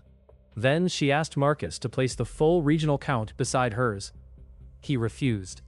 The judges ruled that emergency law protected his authority. The court convicted Silas of murder and sabotage, but cleared Marcus of direct criminal action. Legally, Marcus won. Politically, he lost the bridge. Village representatives had heard the numbers he would not show. Within weeks, Western councils stopped sending grain taxes unless soldiers escorted civilian roads. Several garrisons refused orders to seize seed. Bakers began copying Greenreach counts onto shop walls. Marcus declared Greenreach in rebellion. He did not appoint Leon commander of the Royal Army. Leon was 22 and famous, but fame did not provide decades of campaign experience. General Orden Reeve led 12,000 soldiers west. Leon commanded the Eastern Assault Group and served as the army's public hero. Marcus expected his face to make villagers believe the campaign protected them. Before the army marched, Leon visited the regional stores. He saw enough grain for 8 weeks, not the 3 Marcus claimed. Marcus explained that releasing it early would destroy military discipline. Soldiers who believed food existed would stop obeying ration orders. Leon argued that Greenreach offered audited supply. Marcus asked whether Leon wanted the army fed by the man who had humiliated the crown. Leon remembered northern forts overrun, while civilians blocked supply roads. He remembered carrying burned children from a town whose defenders deserted after their families starved. He told himself that one command structure had to survive. Then he rode west beneath the royal banner. 12,000 soldiers surrounded the valley at the beginning of the 6th winter. General Reeve established 3 camps beyond route range. He built raised roads over soft soil, protected wells with stone, and rotated troops so hunger would not break discipline before the assault. Leon commanded 4,000 soldiers on the eastern line. His orders were to breach the wall, seize seed houses, and preserve civilian life where possible. Marcus added a private instruction through a royal crystal. If Greenreach could not be taken intact, destroy its reserves before other rebels claimed them. Leon did not share that order with Reeve. Kai met the general and Leon between the lines. He offered grain under conditions. Soldiers would receive the same survival ration as civilians. Half the force would protect harvest roads and refugee columns. All stores would be audited by Mira's keepers. Reeve considered the offer. Marcus rejected it through the crystal. The army was not to bargain with a rebel estate. Leon asked Kai to surrender the core seedlines and living boundary control voluntarily. Registered civilians would receive food after processing. Kai asked from which store. Leon knew the regional numbers now. He said nothing. The siege began before dawn. At level 512, Kai had unlocked Guardian Grove, a method for joining many saved Guardian cores into one defensive body. He had never tested the complete skill. Early calculations showed that a full form could drain stored sap from every connected field and leave the next harvest unable to germinate. Royal mages attacked the living wall with frost, salt, and iron dust. Kai had prepared sacrificial vines, separated from the deeper root network. The outer layer absorbed the first wave, died, and dropped before poison entered living soil. Engineers pushed iron-plated rams along raised timber roads. Kai softened the ground beneath one road. Reeve ordered stone fill and continued. Tree guardians rose behind the wall and threw quarry blocks. Royal battle mages shattered the first with a concentrated fire lance. Kai felt the trunk split as pain across his ribs. He saved the guardian core in a seed, but the effort blurred his vision. Sarah refused to let him answer every attack. Crossbow teams targeted mage staffs. Former miners collapsed prepared tunnels beneath siege towers. Eliana's Oathkeepers offered safe passage to soldiers who surrendered weapons. Few accepted on the first day. He burned a corridor through Blackthorn with a controlled flame blade. His troops entered behind layered shields. Kai released sleep flowers. Leon heated the air until pollen burned away. Root traps closed around soldiers' legs. Engineers cut them with salt-coated axes. Mushroom smoke covered the ground. Wind charms cleared it. Leon had studied every report about Kai's methods. The assault reached the first houses. Kai stopped trying to hold the outer wall. He let Leon's formation enter an evacuated district. Streets narrowed between empty storehouses. Living fences rose behind the soldiers and divided 4,000 troops into groups of 50. Sarah's defenders struck from roofs with padded bolts and sap bombs. Civilians pulled fallen soldiers into cellars, treated wounds, and removed weapons. Leon burned through one fence and found another. He realized the town had been designed as a capture maze. General Reeve adapted. He ordered roof teams forward and sent stone mages to break foundations rather than roots. One collapsed storehouse killed 6 defenders and 11 soldiers trapped inside. The non-lethal plan began producing bodies. On the western line, a hired rift mage ignored Reeve's restrictions. He opened Black Flame over the grain fields. Water vines could not smother it. Plants touched by the flame became gray ash before ordinary fire reached them. Kai entered Keeper of Ecosystems and drew water from 2 southern ponds. A wall of mud rose over the fields and buried the first flame.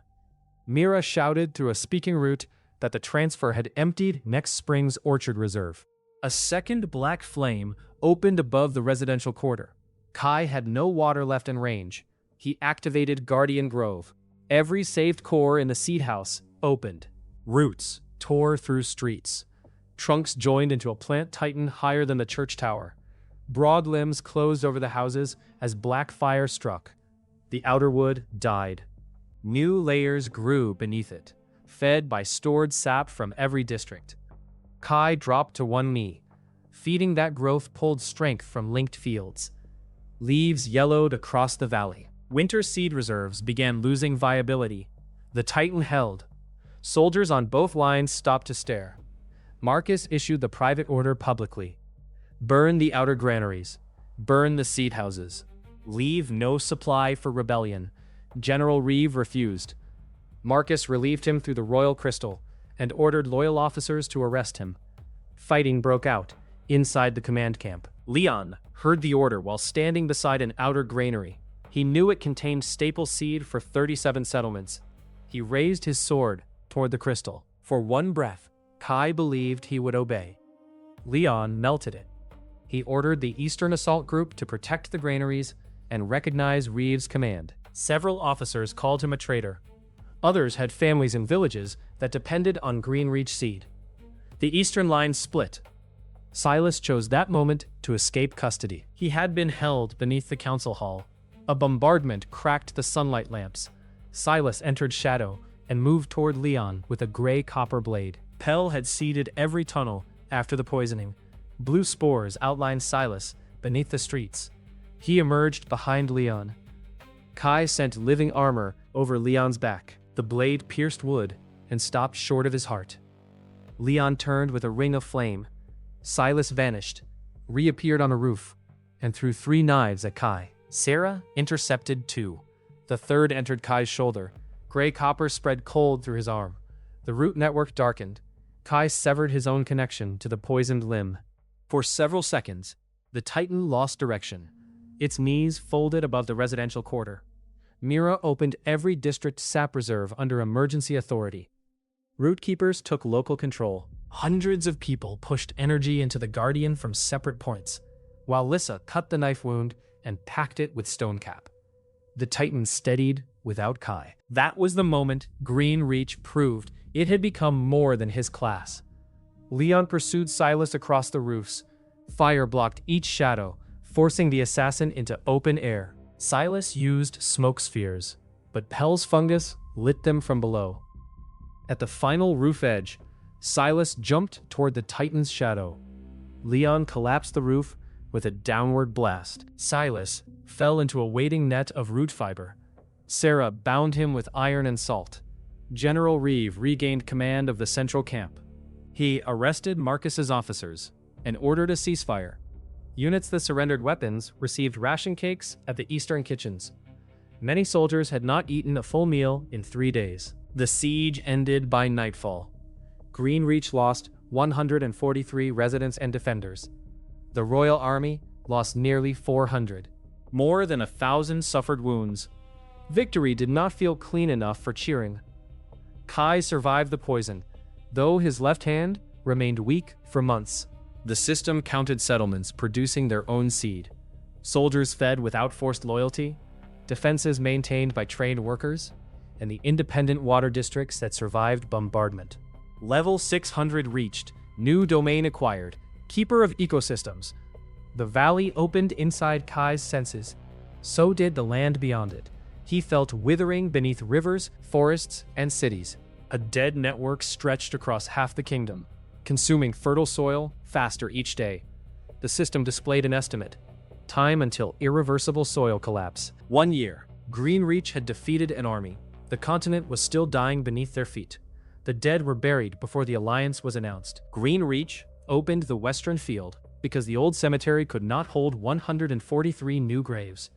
Soldiers who had died attacking the wall were buried beside defenders when families requested it. Others went home beneath their own banners. Leon attended every burial without his red cloak. He had broken Marcus's order, but that did not erase the people killed during the assault he led. Some families spat at his boots. One woman struck him with both fists until Sarah stepped closer. Leon asked Sarah to remain where she was. He accepted the blows. General Reeve placed the Royal Army under temporary civilian supply law. Soldiers kept weapons only while assigned to road defense, monster patrols, or burial work. Mira's keepers counted every ration. Several officers resigned rather than accept the same portion as refugees. Their soldiers did not follow them. The Alliance Council met 7 days after the siege. 37 settlements sent representatives. Eliana proposed a harvest charter with 4 emergency rules. Shared water could not be sealed by one owner. Staple seed could not be destroyed to preserve price. Public stores required 3 unrelated key holders. Armed forces received food only while protecting civilians, fields, roads, or water. Mara wanted Green Reach recognized as independent from the crown. General Reeve warned that declaring a new state would split every garrison while the withering advanced. Kai supported a network of local councils rather than a new kingdom. Eliana supported a temporary royal alliance with public limits on her authority. The final agreement pleased nobody completely. Eliana would act as royal coordinator until King Edric's condition or death became public law. Local councils controlled their stores and land use. Reeve commanded joint military defense, but could not move grain without keeper approval. Green Reach provided seed and root knowledge, not ownership over harvests produced elsewhere. Every decision and count would be copied to neighboring settlements. Leon surrendered his commission. Reeve could have imprisoned him for mutiny. Instead, he assigned Leon to road crews under ordinary authority. The decision angered both Loyalists and Green Reach families. Loyalists called it humiliation. Families called it mercy. Kai said, punishment that satisfied everyone was probably theater. Leon repaired the eastern wall where his flame had opened it. He worked beside people who had defended the breach. Most spoke only when tools required coordination. On the 5th day, a boy asked why the famous Flame Knight could not grow the wall himself. Leon answered that burning a thing did not teach him how to rebuild it. Kai heard from the next row. He kept working. The 1-year deadline changed every meeting. Keeper of Ecosystems allowed Kai to sense broad patterns where his seed lines already lived. Green points covered the western valleys. Beyond them lay gray regions interrupted by monastery orchards, protected estates, and isolated gardens. The problem was not only the amount of food, it was location, timing, labor, water, storage, tools, and trust. A mining town had enough dried beans for winter, but no clean water. A river village had water and seed, but half its workers were sick. Northern forts held iron and draft animals. Southern fields held people who had never seen a steel plow. Kai wanted to travel to every place. Mira stopped him. At your speed, the kingdom needs 12 of you. Kai began training field stewards instead. Each steward learned soil recovery, seed selection, charcoal barriers, water testing, and the limits of accelerated growth. They carried no ability to force plants through seasons. They did carry methods that worked when Kai was 50 miles away. By the end of the first month, 42 teams had left Greenreach. The system gave Kai more experience for their first independent harvest than for the plant titan. At level 640, a new line appeared. Final stewardship path detected.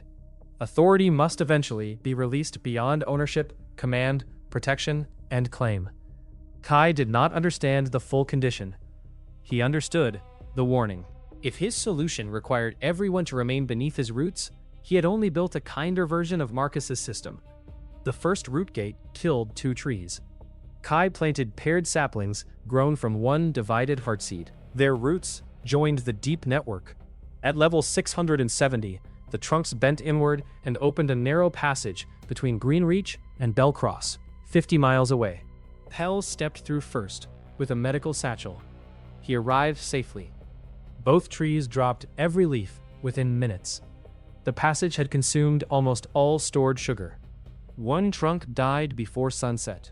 The other survived only because Kai emptied 3 barrels of sap reserve into its roots. Mira prohibited further tests until the cost was measured. Over 6 weeks, they established the rules. Each pair had to grow from one divided heartseed. Both local keeper councils had to authorize an opening. A gate could move living people only if they entered willingly. It could not open through active corruption. A person could cross 3 times in one day before root pressure damaged blood vessels. Moving a loaded wagon consumed 2 to 4 days of stored sunlight from both trees. A gate could open safely 3 times each day. More attempts risked killing the pair. If one tree detected poison, disease, or forced entry, both sealed. The limits disappointed everyone. Merchants expected instant grain transport. Generals expected armies to cross mountains.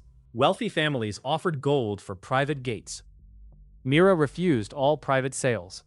Root gates carried medicine, starter seed, skilled workers, urgent messages, and small tools.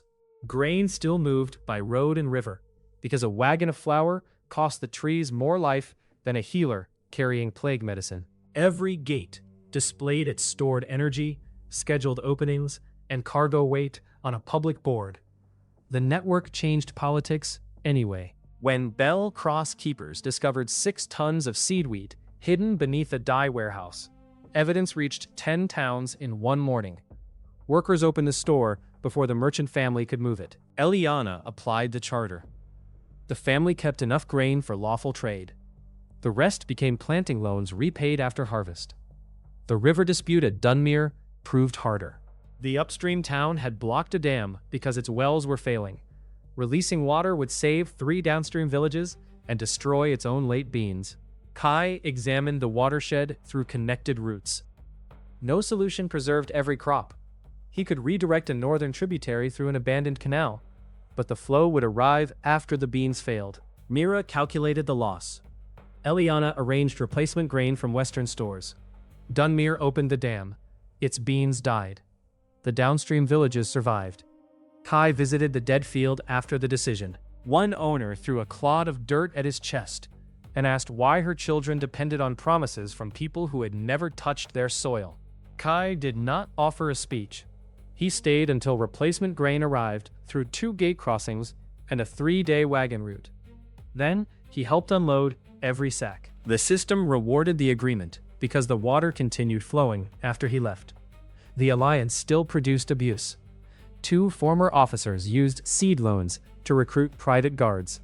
A gatekeeper in Bell Cross sold opening priority to a noble healer, while 3 village midwives waited. Smugglers hollowed a medicine crate and filled it with silver. Mira's first response was tighter central control. Then she remembered the ration tokens. Gate schedules moved under local councils with rotating outside audits. Cargo records traveled to both neighboring towns. No single keeper could authorize priority. Emergency openings required a written account afterward, even when the choice was correct. The system became slower. It also became harder to capture. By the 6th month after the siege, the Alliance directly coordinated food and medicine for almost 200,000 people. Greenreach did not feed them all. Local farms produced most meals. Route roads moved the missing pieces that decided whether a harvest failed completely. Kai reached level 847. The higher level carried a cost. A dry field 60 miles away made his tongue swell with thirst. When blight killed an orchard during sleep, he woke, clawing his own arms. Hunger entered his dreams, from thousands of households connected to his seed. Lissa prepared medicine that dulled the network. Kai resisted because it reduced his control. Mira formed councils to filter requests. Water disputes went to watershed groups. Seed disease went to field stewards. Only threats affecting the entire network reached Kai. He accused her of hiding suffering. She answered that hearing every cry did not mean he could answer every cry. During the argument, Kai referred to 3 villages as weak points instead of naming them. He stopped speaking. Lissa placed the medicine in his hand. "A map does not get hungry," she said. "People do." Kai swallowed the dose. The network did not need a mind buried under every field. It needed a man who could still recognize one frightened face. King Edric died during the 7th month after the siege. Marcus announced the death from the palace steps and declared himself Lord Protector until a lawful successor could be chosen. He accused Eliana of rebellion, theft of royal stores, and conspiracy with altered creatures. The capital gates closed before sunset. Soldiers searched homes for grain. Bread was issued by work permit. Noble districts received full deliveries through guarded tunnels. Southern wards survived on flour mixed with sawdust, while bakers were arrested for selling loaves outside the permit system. Eliana could not take the city with an army. Marcus still controlled the walls, the palace guard, and the official messengers. A direct assault would burn the granaries she needed to open. She entered through an old aqueduct with 20 oathkeepers, Sarah, 6 capital bakers who knew the service tunnels, and Silas in chains. Silas had agreed to testify about Marcus's supply orders. He did not claim regret. Marcus had abandoned him, and Silas preferred revenge to loyalty. Eliana accepted the testimony without offering pardon. Leon wanted to join the capital mission. Sarah refused. His face would turn a supply operation into a battle over the Greenreach siege. He remained on the northern road with General Reeve, protecting the route Eliana would need if the city opened. The aqueduct led beneath the Hall of Measures. Marcus's clerks had burned recent ledgers and removed the warehouse seals, but Mira had trained the oathkeepers to examine physical traces. Dust lines marked missing shelves. Wax fragments preserved seal impressions. Chalk hidden beneath fresh plaster recorded old grain levels. Rat damage showed which rooms had held food recently. The evidence proved the capital held enough food for almost 3 months at equal survival ration. Marcus had not been saving an empty city. He had been controlling the order in which people became desperate. Eliana's group split before dawn. Sarah led 8 guards toward the southern granaries. The bakers moved through oven tunnels to warn kitchen crews. Eliana and the Oathkeepers entered the market archive, where permit records showed which military units had relatives in the starving wards. They did not begin by calling for rebellion. They delivered sealed copies of accounts to sergeants whose families had been denied bread. At the first southern granary, Sarah found 30 palace guards and an iron gate. Fighting them would alert the whole city. One baker climbed a chimney shaft and rang the fire bell inside the compound. When workers opened the inner doors to reach the supposed blaze, Sarah's group entered with wet cloth over their faces and blocked the weapon room. The guard captain drew his sword. Eliana arrived, carrying the ration permit for his own district. His wife and 2 sons had received half portions for 9 days, while the granary behind him held 700 sacks. She asked him to declare under oath that keeping the gate shut served the city. He could not make the words hold. The captain lowered his sword. The first granary opened at sunrise. Eliana placed 1 keeper from the palace staff, 1 baker, and 1 resident from the southern ward at each counting table. No sack moved without 3 marks. The public line received survival portions first. Palace servants and soldiers received the same measure. Marcus responded quickly. He sent cavalry to seal the market and ordered roof archers to target the counting tables. Sarah overturned grain carts into a barricade, while bakers led families through side alleys. Oath keepers called the names of soldiers whose districts appeared in the permit records. Several cavalry units continued advancing. Eliana opened a second warehouse in full view of them. It held dried meat, fruit, lamp oil, sugar, and enough fine flour to feed 1 southern ward for 10 days. A cavalry lieutenant dismounted and asked why his men had eaten mold bread while the palace stored sugar. The charge stopped before reaching the barricade. Marcus attempted to destroy the evidence. Fire arrows struck the Hall of Measures. Sarah sent workers onto the roofs with soaked hides. Citizens carried ledgers through the aqueduct, while oath keepers copied the most important totals onto market stones in chalk. By afternoon, the numbers existed in too many hands to burn. The people did not turn against Marcus because Eliana delivered a perfect speech. They turned when their children ate food that had been guarded a street away. Palace troops made 1 final attempt at dusk. Marcus ordered them to retake the southern gate and arrest anyone distributing grain without a permit. Many had families in the ration lines. Others still believed losing central command would destroy the kingdom. Sarah offered them a narrow choice. They could keep their weapons if they joined the public granary guard under the same ration and oath as everyone else. They could leave the city unarmed. Anyone attacking the kitchens would be treated as an enemy. The first company joined. The second withdrew. The third fired on both and was surrounded in the market square.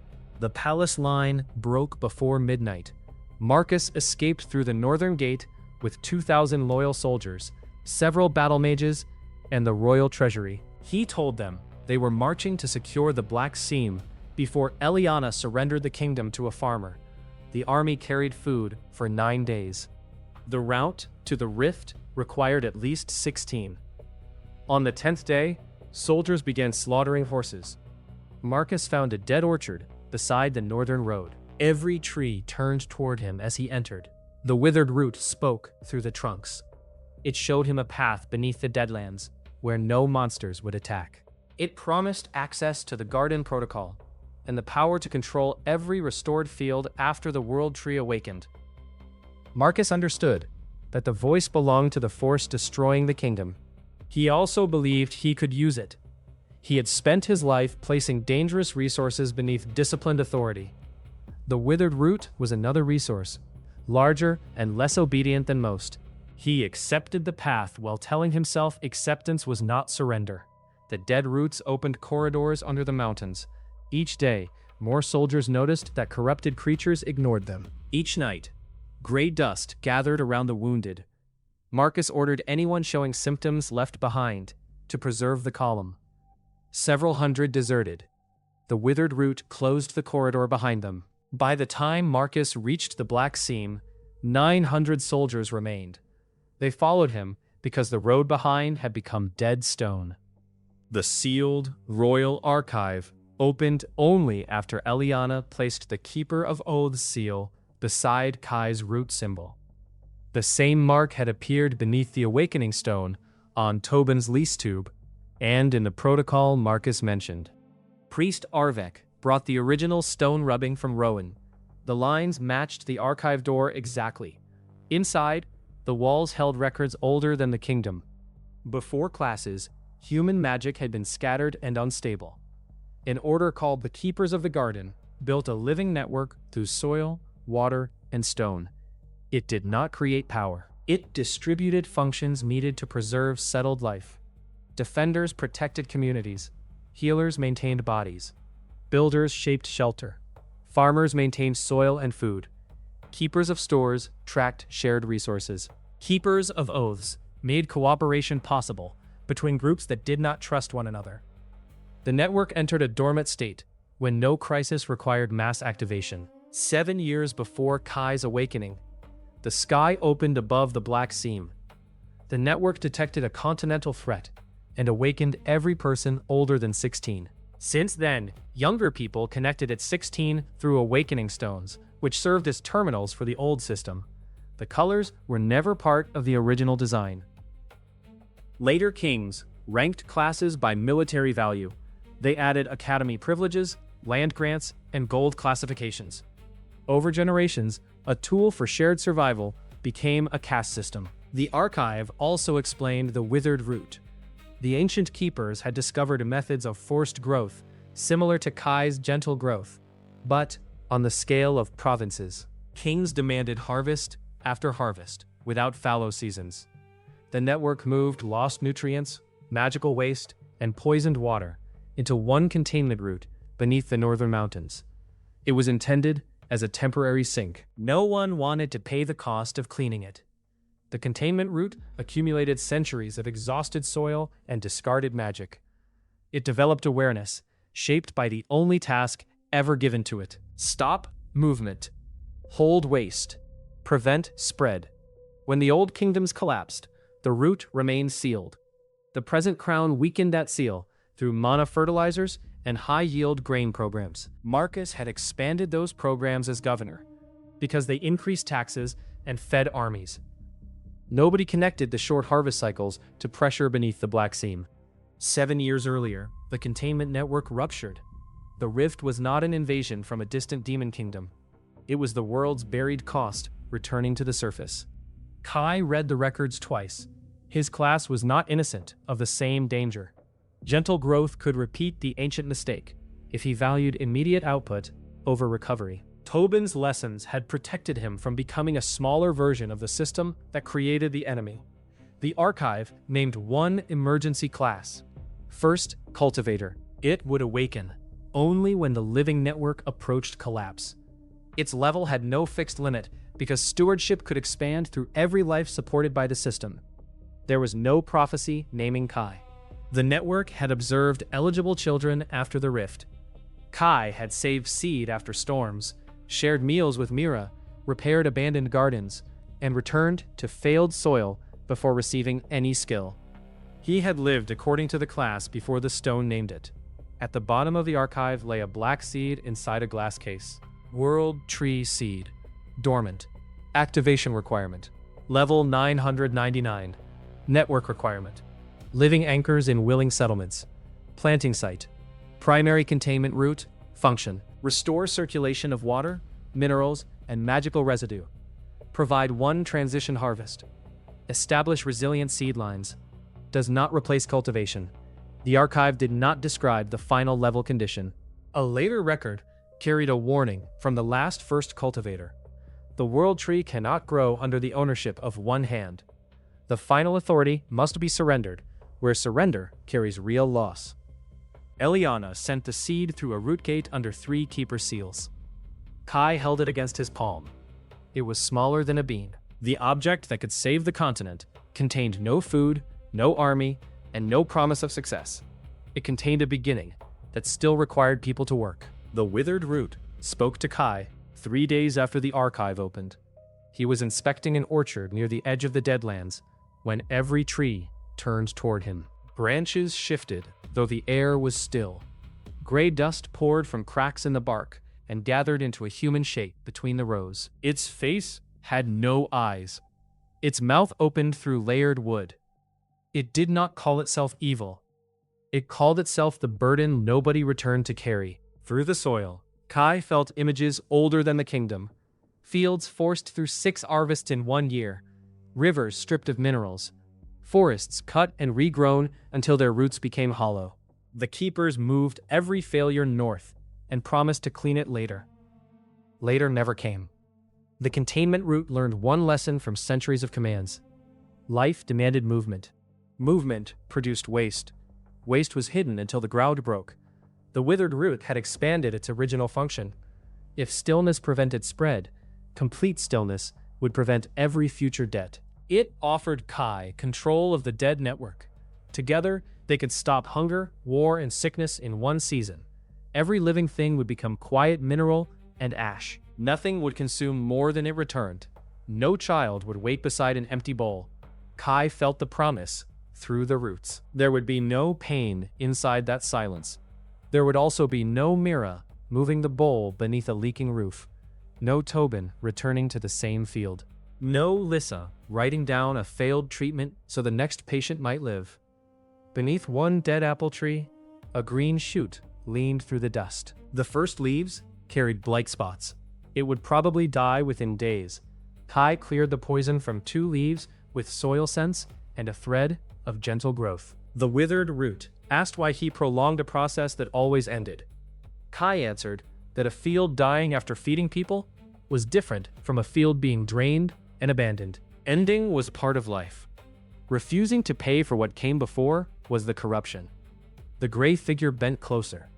It asked whether Green Reach had paid every cost. Had no child gone hungry because Kai saved seed? Had no village lost crops when he redirected water? Had no defender died under his living wall? Kai did not deny any of it. He said the difference was not purity. It was whether people could see the cost, argue over it, and choose how to carry it together. The withered root had never been given a choice. For one moment, the dead orchard became completely still. Then every trunk split open. White tendrils surged from the wood. Kai raised a root wall. The tendrils did not strike with force. They drained movement from whatever they touched. His barrier whitened and crumbled. He reached for the root gate at Bell Cross, then stopped. Opening a path would expose the living network to direct corruption. Kai severed his connection. Alone, he carried 12 quickthorn seeds, 4 water bulbs, 2 gas pumpkins, a packet of sun moss, and Tobin's hoe. Kai retreated into the irrigation trench and broke a water bulb. Clear gel flooded the dry channel. He planted sun moss and accelerated it. The moss converted stored sugar into harsh blue light. Living light disrupted the stillness imposed by the dead roots. Tendrils recoiled, long enough for Kai to reach the central well. The well connected to a clean underground spring outside the orchard. He dropped quickthorn seeds into the shaft and forced them down until they touched moving water. Fresh roots climbed toward him. The dead network attacked the well from 4 directions. Kai rolled 1 gas pumpkin into each side trench. He did not have Leon's fire. He struck Tobin's hoe against the stone rim until a spark caught the leaking gas. The explosions shattered dead trunks and filled the trenches with wet soil. The withered root learned. It sent thin tendrils beneath the mud rather than over it. One wrapped Kai's ankle. Cold entered his leg. His muscles stopped responding below the knee. He drove the hoe through the tendril and used the clean spring roots to pull himself into the well shaft. Fresh water restored enough movement for him to plant the remaining quickthorn in the stone cracks. He grew them outward in a ring. For several seconds, living roots and dead tendrils fought over the well mouth. Kai felt his food reserves burn away. The quickthorn began whitening. He opened a narrow gate to an isolated monastery garden that had agreed to serve as a quarantine point. The gate recognized active corruption and tried to close. Kai cut the dead tendril from his ankle before crossing. He landed on clean soil as the passage sealed behind him. The orchard collapsed into gray powder. The withered root had not attempted to kill him quickly. It had studied what he protected and how he escaped. Kai had learned something too. The enemy could understand arguments, adapt to tactics, and feel the shape of its original purpose. It was not a monster waiting for a stronger attack. It was a system that had turned one necessary function into the only law in the world. The attack shortened the plan. The withered root began severing green anchors near the deadlands. Root gates closed, as paired trees whitened from below. 3 field teams disappeared when a clean corridor collapsed behind them. The expedition would leave in 4 days. Eliana remained in the capital. The harvest charter had no value if every leader abandoned it for one heroic battle. She would coordinate the planting signal and keep the provinces from turning emergency reserves into private armies. General Reeve held the northern roads. Pell wanted to join the expedition. Kai refused and placed him in charge of the gate trees at Green Reach. Pell argued that he had fought Silas twice and knew the mushroom systems better than anyone. Mira told him that was precisely why he had to stay. The final group included Kai, Mira, Lissa, Sarah, Leon, and 12 field guards chosen for survival skills rather than class color. 2 were former royal soldiers. 3 were Green Reach route keepers. 1 was a cook who could calculate fuel from the sound of a boiling pot. They carried food for 20 days, water for 12, 6 severe corruption treatments, 1 heart stimulant, heart seed for 1 emergency gate, and the world tree seed inside a sealed box against Kai's chest. Every item had an owner, a backup carrier, and a point at which it must not be used. Mira reduced the load 3 times. Sarah added rope after each reduction. On the final evening, Kai found Lissa in the medicine house, writing instructions for the healers who would replace her. She had prepared letters for 3 possible outcomes. 1 if she returned, 1 if she died, 1 if she returned carrying a corruption nobody could treat. Kai asked whether healers always planned their own quarantine. Good ones do. He sat across from her while Rain tapped the shutters. For years, their conversations had concerned doses, crops, injuries, and arguments Kai had lost. The approaching expedition stripped practical matters down to what remained beneath them. Kai said he had imagined building another room onto the house near the stone patch. Lissa asked whether the roof would finally stop leaking. That depends on Null. He described a long work table beneath the eastern window, herb racks away from cooking smoke, and a door wide enough for patients who arrived on stretchers.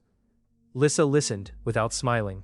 Then, she said she wanted a garden where no plant entered treatment until another healer had reviewed the record. She wanted apprentices who could challenge her without losing their place. She wanted 1 week each winter when nobody was allowed to ask either of them for a miracle. Kai said the last part seemed unrealistic. Lissa reached across the table and held his scarred left hand. She did not ask him to promise he would return. Promises could not control the black seam. She asked him to promise that he would not decide alone that his death was the cheapest resource available. Kai thought of Tobin, the flooded workshop, and the Titan standing after Mira took control. He promised. Lissa kissed him once, briefly, then returned to the letters because the doses still had to be correct. Mira had been waiting outside with the final ration list. She did not mention the kiss. She moved Lissa's pack 2 pounds lighter and Kai's 2 pounds heavier. At dawn, Green Reach gathered near the northern gate tree. Leon wore plain leather over chain. His Flame Knight class remained, but he carried no red cloak and no royal badge. His mother handed him the old fishing hook. The pole had rotted years earlier. She said a hook was useful only when tied to something stronger than itself. Leon placed it inside his glove. The party entered the root gate in groups of 4. The paired tree on the far side stood at the edge of the northern deadlands. Its leaves were already turning pale. After the last person crossed, Pell closed the gate. They would not open it again unless Mira sent the emergency code. The path behind them disappeared into bark. The northern land looked burned, though no fire had passed through it. Gray grass broke under boots. Rivers moved slowly beneath skins of white dust. Animal tracks ended at circles of brittle bone. Kai could not draw strength from the ground. Every use of farmer skills had to be paid from food stored in his body and the supplies on their backs. Mira controlled the march by numbers. They drank measured cups.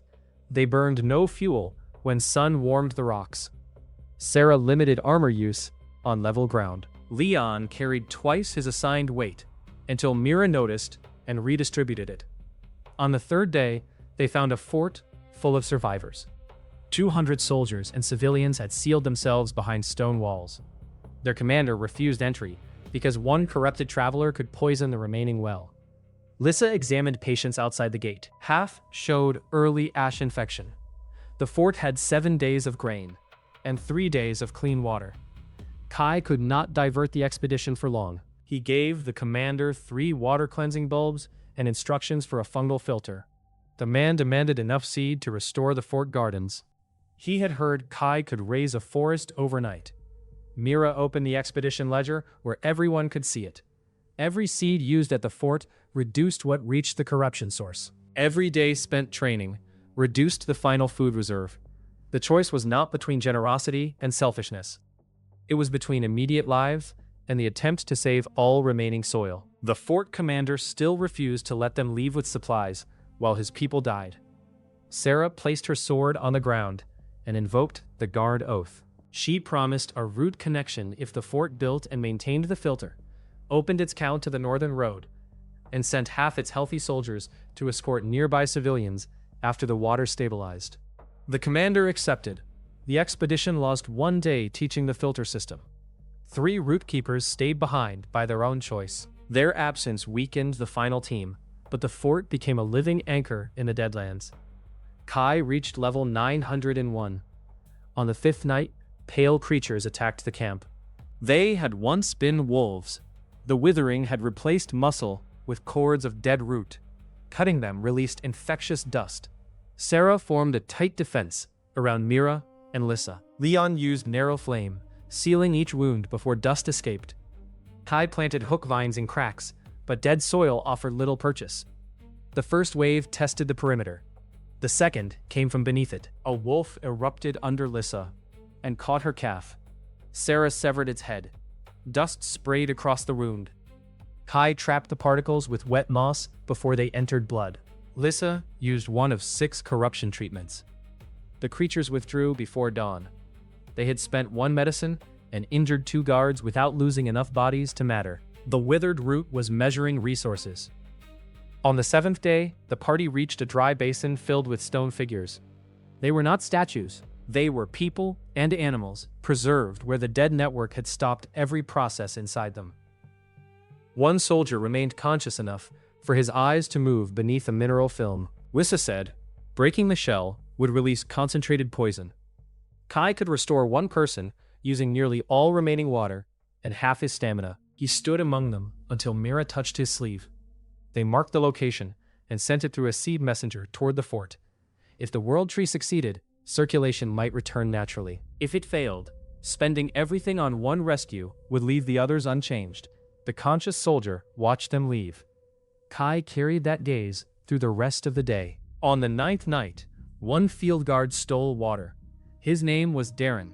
His younger brother had fever, and Darren believed Mira would reduce the boy's ration at dawn. The theft left 1 water skin open in gray dust. The entire skin had to be discarded. Sarah wanted Darren disarmed. Mira asked why he expected her to deny the ration. Darren admitted that during the siege, a keeper had refused his family extra medicine because the record showed none remained. He had never learned that the medicine was later found in another district. The open ledgers had failed to reach the person whose trust mattered. Mira did not excuse the theft. She moved Darren away from supply duty and placed his brother under Lissa's direct count. Then, she required every remaining ration decision to be spoken aloud before the group, not merely entered in the ledger. Numbers could reveal a decision. They could not replace the human act of explaining it. Messages still reached Kai through the living anchors behind them. The fort completed its filter. Dunmere reopened a second canal. 3 villages produced independent seed for the first time. Each success added experience because the work continued beyond Kai's protection. By the 11th day, his level had reached 998. The system offered no new skill, only 1 unfinished stewardship condition. On the 11th day, the black seam appeared between the mountains. The rift cut through stone like a vertical wound, filled with dark red light. A city of dead roots covered the valley before it. Thousands of corrupted creatures moved among the trunks. The only clear path to the opening crossed a narrow stone bridge. Beyond the valley, smoke rose from another column, Marcus had reached the black seam first. Marcus occupied the old keeper gatehouse at the near end of the bridge. 900 soldiers remained from the 2,000 who had left the capital. Their armor hung loose. Several carried gray lines under the skin where the dead corridors had begun changing them. The withered root had guided them safely past monsters, but it had not given them food. Marcus stood above the gate in a dark officer's coat. He had lost the royal treasury wagons in the mountain tunnels. He still carried the crown seal. He ordered Kai to surrender the world tree seed. Kai asked what the withered root had promised him. Marcus did not deny the agreement. He said the entity could open the final chamber, but only the garden protocol could control what grew there. If Eliana activated the tree through a loose alliance, every province would claim its own water and seed. The kingdom would fracture before the first restored harvest. You marched starving soldiers into the source of the famine, Kai said. I brought the only force large enough to hold the chamber. Marcus looked toward the valley of corrupted creatures. For the first time, doubt crossed his face. The dead forest had begun closing behind his army. The withered root no longer needed to preserve the agreement. It had gathered the largest surviving military force and the first cultivator in one place. The red light inside the rift pulsed. Every corrupted creature in the valley turned toward the bridge. Marcus ordered his soldiers into ranks. Sarah moved Kai's smaller party against the gatehouse wall. They faced the same enemy, but no one trusted the line beside them. The first wave came as birds. Thousands rose from dead branches, their wings held together by pale fibers. Leon created a low ceiling of flame. He kept the heat narrow, so burning dust rose rather than falling over the soldiers. Marcus's wind mages pushed the ash aside. The second wave struck from the ground. Root wolves, plated boars, and human shapes moved through the forest. Archers fired. Stone mages broke the front rows. Every wounded creature released dust, forcing soldiers to retreat behind wet cloth screens. Kai planted guardian cores in cracks along the gatehouse. The dead soil weakened them, but water from the final bulbs allowed 12 small tree warriors to rise. They did not attack. They dragged wounded soldiers away from spreading ash. Marcus saw one guardian carry a man who had aimed a spear at Kai minutes earlier. He ordered his own healers to treat Green Reach guards in return. The battle lasted 3 hours. The withered root changed tactics each time the defenders stabilized. Thin tendrils entered the bridge foundations. Stone began turning gray from below. If the bridge collapsed, nobody could reach the rift opening. Kai pressed both hands against the gatehouse floor and mapped the corruption. The dead tendrils had wrapped every support except one central arch. He could grow roots through the arch to hold it, but those roots would create a direct path into his body. Sarah offered to lead a charge across before the bridge failed. Mira counted the distance, enemy density, and surviving shields. A direct charge would leave at least half the group trapped in the center. Leon studied the gray stone. Cleansing fire could sterilize the bridge and destroy the tendrils inside it. Ordinary flame would crack the heated rock and scatter infected dust into the entrance. The fire needed to move at a controlled temperature through every part of the structure at once. Only a class core could maintain that precision. Kai rejected the idea before Leon finished explaining it. Burning a core destroyed the class and could stop the heart connected to it. Leon asked how many corruption medicines remained. 5, Lissa said. He looked toward the valley. How many creatures? Mira did not answer. Leon removed the old fishing hook from his glove and placed it in Kai's hand. He said that when they were 12, he had believed becoming a hero meant receiving enough power that nobody could ignore him. At the academy, praise arrived every time he destroyed something dangerous. Eventually, he had confused being admired with being useful. Kai closed his fingers around the hook. You do not earn forgiveness by dying. Then do not forgive me for this. Use the road. Leon walked onto the bridge. The withered root recognized the threat. Corrupted creatures rushed from both sides. Sarah started after him. Kai held her back, because any disruption could scatter the burn. Leon drove his sword into the central stone and opened the Flame Knight core inside his chest. Fire entered the bridge instead of the air. Blue light moved through cracks in a narrow web. Every dead tendril inside the stone ignited at the same temperature. Leon guided the heat away from the support joints and into infected material. Sweat poured from his face. The skin over his arms split along old burn scars. The first creatures reached him. He raised one wall of flame and no more. A root wolf crossed through it and tore his side.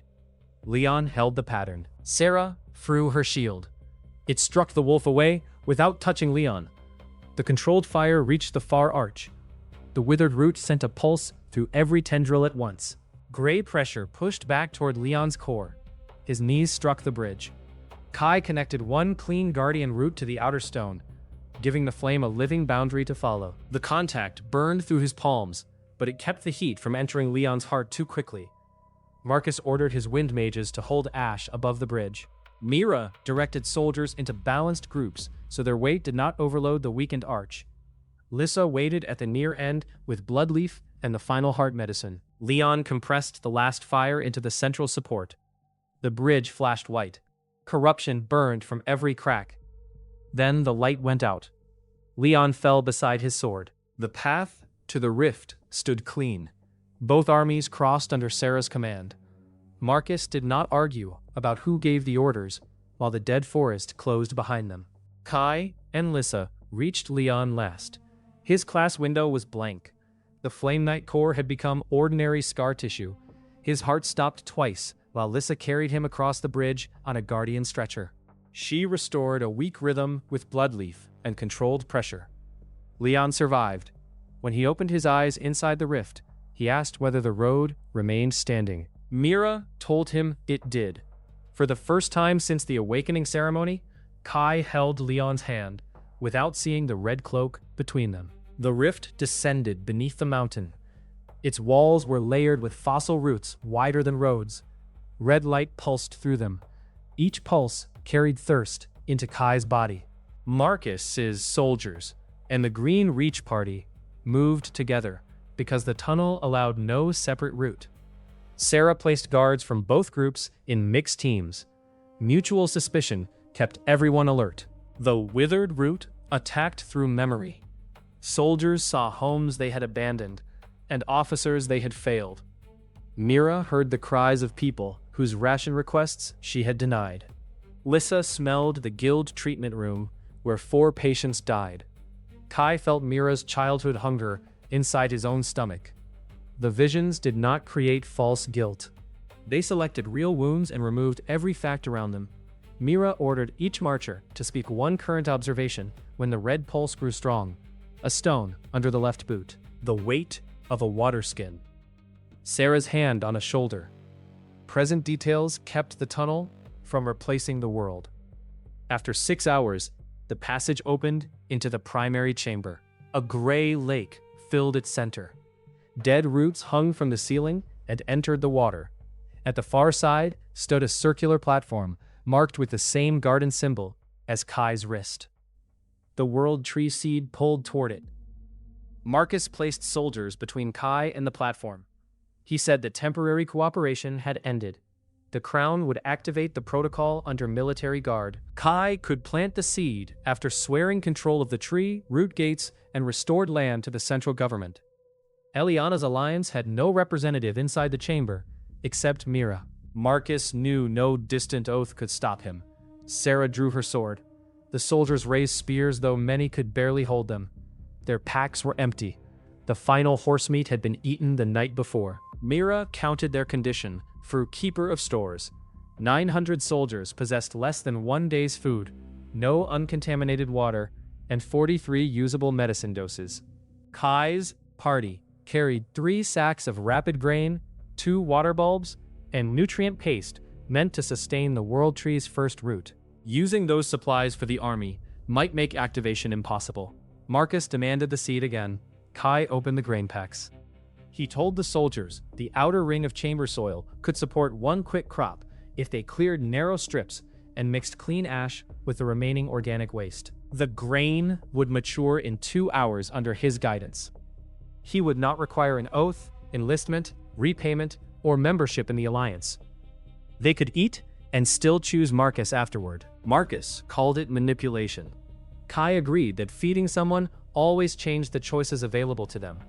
That was why no one person should own the fruit. A soldier in the front rank lowered her spear. A child's ribbon was tied around her wrist. She took one handful of grain. Marcus ordered her arrested. The soldiers beside her did not move. More hands reached for seed. Marcus signaled his battle mages.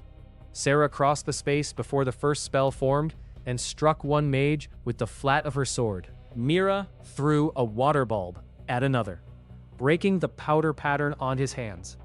Mixed guard teams closed around the grain rather than attacking each other. The chamber erupted into short, confused fights.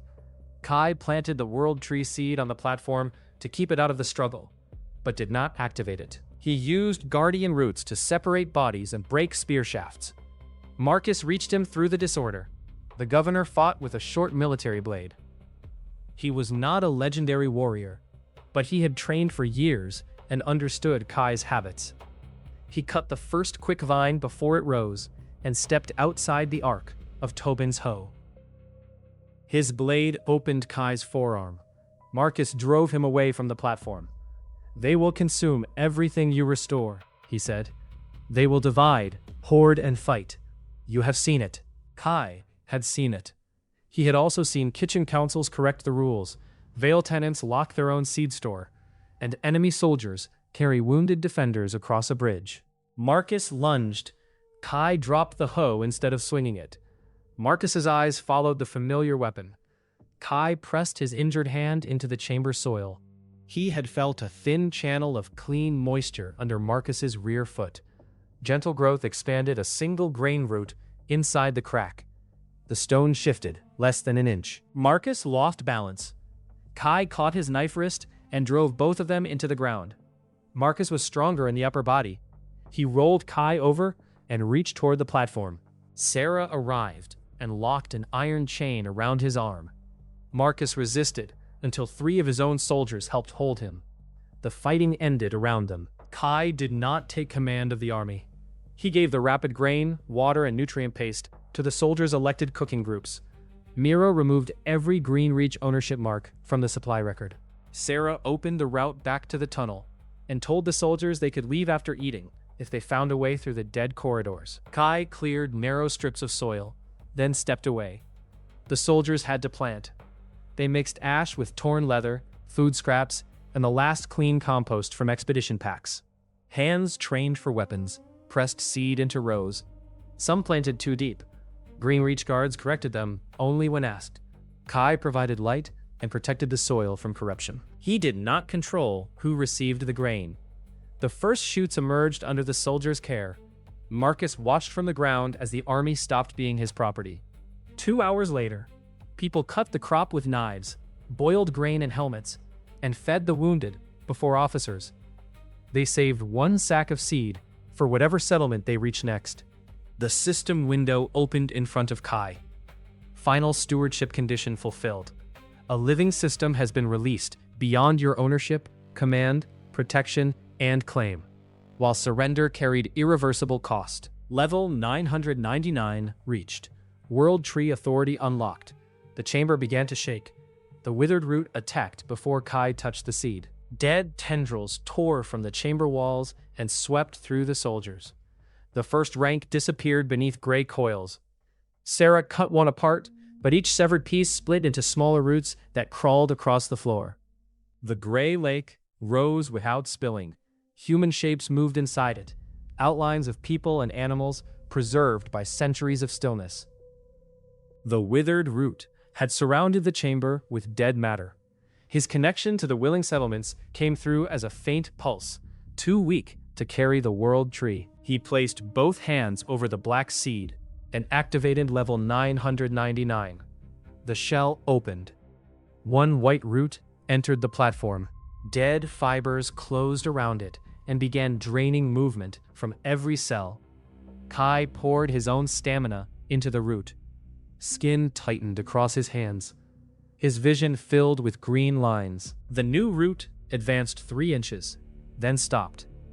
Lissa saw his body temperature falling She injected concentrated blood leaf beneath his ribs and ordered him to reduce the flow. He could not release it completely. If the first root died before forming a living anchor, the seed would not open again. Sarah organized the former enemy soldiers around the platform. Shields formed a broken ring. Each impact from the tendrils threw people backward. Soldiers rotated positions without waiting for rank commands because the cooking groups already knew one another's condition. Mira opened Keeper of Stores across the chamber. She counted half a water bulb, 3 guardian cores, 17 intact shields, 41 medicine doses. Rapid grain roots beneath the cooking fires still held small stores of sugar. Leon woke behind a rock shelf. His body no longer carried a class, but the habits remained. He crawled toward a fallen lamp while Lissa shouted at him to stop. He shielded the weak flame with his burned hands and heated the remaining water. Warm water entered the seed soil. Minerals loosened around the root. The white tip moved another inch. The withered root spoke through the chamber. It showed Kai Greenreach kitchens arguing over spring reserve. It showed Bell Cross merchants writing private exceptions to the charter. It showed a northern commander hiding medicine from civilians because his soldiers might need it later. The images were current. The world tree might restore soil. It would not remove greed, fear, or death. Kai knew that. He had never promised a world where no one made the wrong choice. He wanted a world where wrong choices did not become permanent laws simply because a powerful person made them. The dead network tightened. The white root began turning gray. Mira closed her eyes and followed the faint living pulse toward Greenreach. Keeper of Stores had begun as the ability to count grain in one room. The councils had authorized her over thousands of connected reserves. Every cellar, seed vault, water tank, and gate tree appeared as a distant weight inside her awareness. She sent one instruction to every local keeper. Open the spring reserve. Plant one seed. Do not send ownership to Greenreach. Record the planting under the people who will care for it. Across the kingdom, bells rang. Pell planted the oldest carrot line beside the stone patch. Priest Arvek planted barley beneath the awakening stone. Eliana planted wheat in the capital market, while citizens watched the count.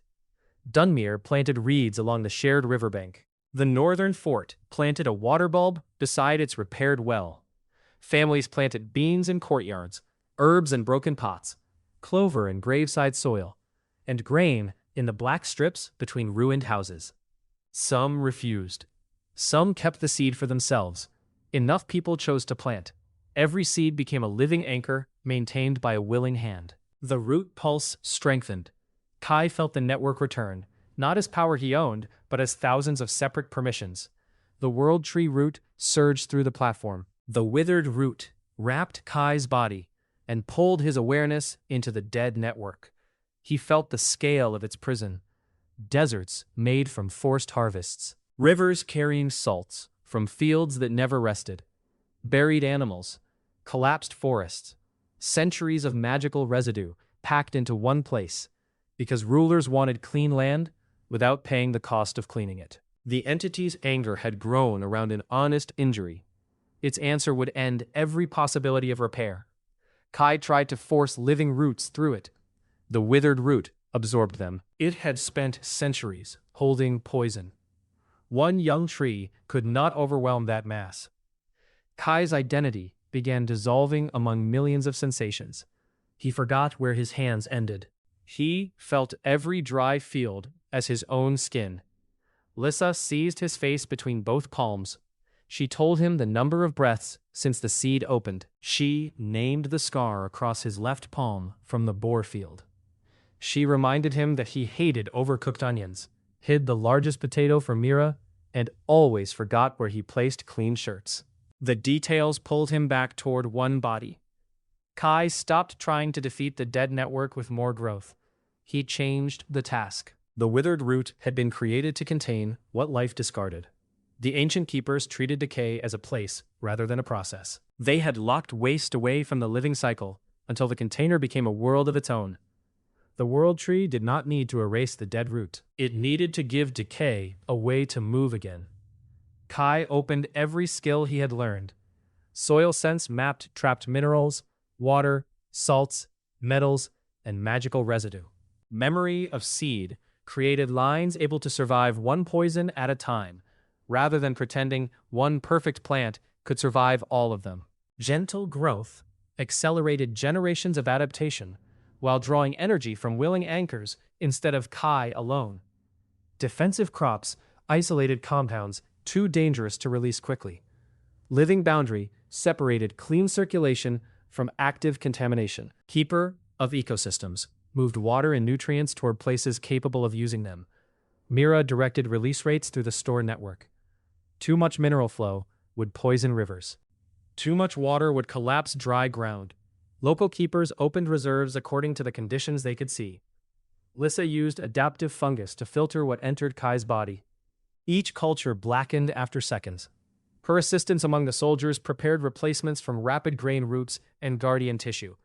Sarah held the shield ring, while tendrils attacked from above. She lost her sword when one root snapped the blade.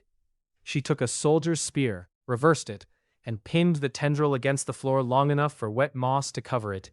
Leon saw Marcus reach a fallen fire jar.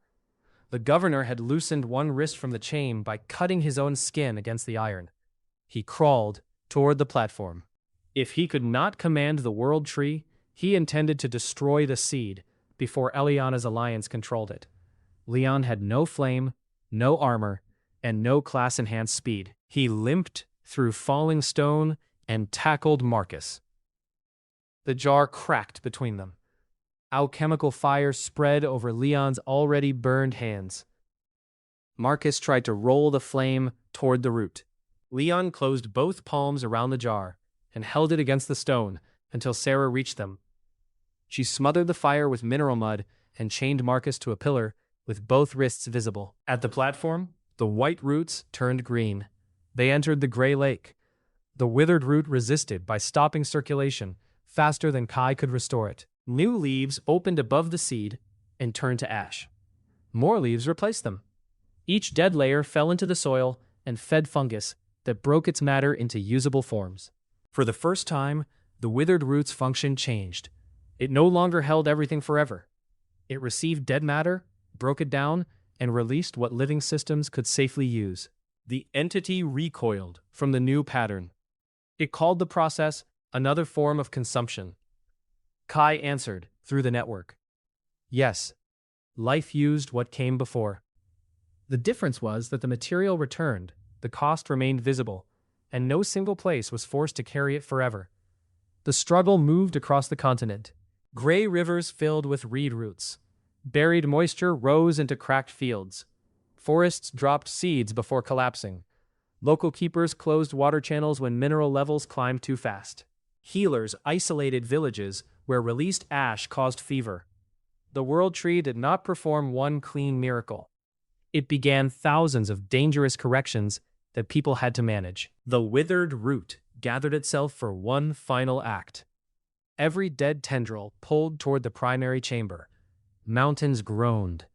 The gray lake rose into a column around Kai and the seed. Mira saw the resource flow spike. If the settlements continued sending energy, their spring reserves would empty.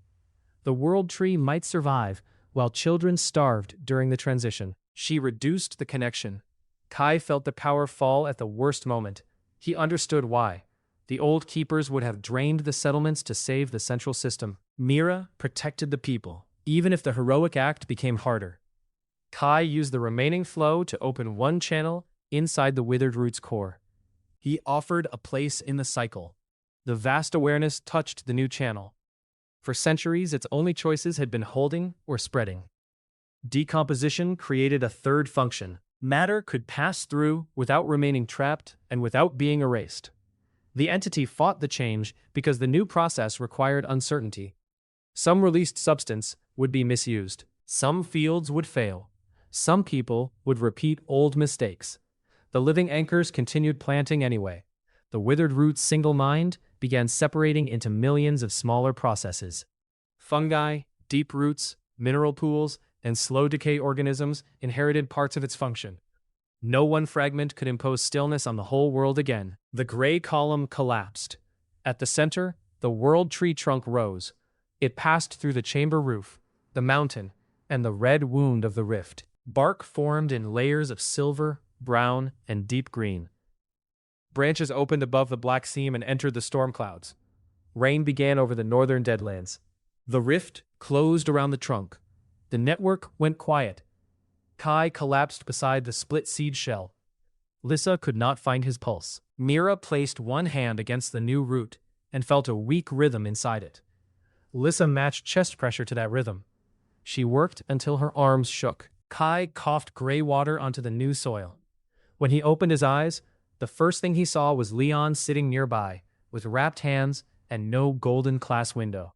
The second was Marcus, chained to a pillar, staring at rain falling through the broken mountain. The third was a green shoot, growing from the grain his soldiers had planted. The world tree did not cover the continent in crops overnight. It closed the primary source of corruption. It restored movement to trapped water and minerals. It sent resilient seed lines through willing anchors. For one season, its fruit provided dense food to settlements nearest the network. People still had to clear dead fields, rebuild canals, repair mills, and plant at the correct depth. The first year after the rift closed was harder than later songs claimed. Rain washed released ash into rivers and killed fish. Fast-growing forests lowered shallow wells. Returning animals ate unprotected seedlings. Some fields became too rich in one mineral and failed again. The world tree released possibilities faster than governments could organize them. Green Reach lost 2 orchards because Kai misjudged the restored water table. Dunmere flooded part of its lower village after opening the old canal too quickly. A southern lord fenced land restored by communal roots and charged the former residents rent. The harvest charter became permanent through arguments, court cases, and several near rebellions. Eliana was crowned only after provincial councils approved limits on royal emergency power. She ended legal privilege based solely on class color. Battle academies became service academies. Flame classes learned fire control, heat storage, and sterilization. Builders studied water and sanitation. Farmers received state stipends equal to soldiers when restoring public land. Eliana kept one royal authority that Kai opposed. During declared famine, the crown could temporarily block export from a province. Kai feared central control. Eliana feared merchants moving food away from hungry districts. They compromised. An export block lasted 14 days, unless 3 provincial councils renewed it. Every blocked shipment and compensation payment had to be public. That made it more likely to survive. Mira expanded the keeper councils into a permanent granary network. Emergency stores remained local. Counts were copied to neighboring settlements and to one archive outside royal control. Route gates operated under paired councils and strict weight limits. No army could cross them. Medicine, seed, and skilled workers still could. Mira became famous enough that nobles began offering marriage contracts. She returned every one with corrections to their proposed household budgets. She did not marry during the first decade of rebuilding. Her choice came from preference, not sacrifice. She valued her work, her own rooms, and the freedom to leave a meeting when someone mistook affection for authority. Sarah founded the Road and Field Guard. Its first duty was protecting wells, seed convoys, field workers, and public kitchens. Its second duty was fighting monsters. She insisted on that order. New recruits studied the fall of Halvern and Sarah's first command. She placed her own failure in the official training record. The number 109 appeared on the first page. General Reeve became the first commander subject to civilian supply audits.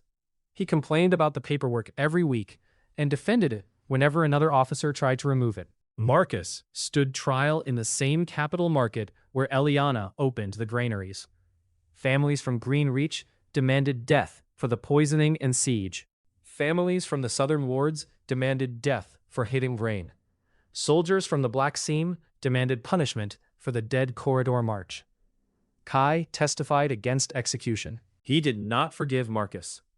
He argued that a quick death would turn the governor into a symbol for every future ruler who believed control justified anything. Marcus was stripped of title, wealth, and the legal right to control land, stores, labor, or military supply. Under Eliana's oath, he was sentenced to lifelong public work, beginning with drainage canals in the southern wards. Every plan he proposed required approval from the workers who would carry it out. During his first week, Marcus reorganized the crews without asking. Mira reassigned him to shovel silt until he learned their names. Years later, he designed a flood channel that saved 2 districts. The design remained public property. The work did not erase his crimes. It proved that accountability could preserve useful knowledge without returning power.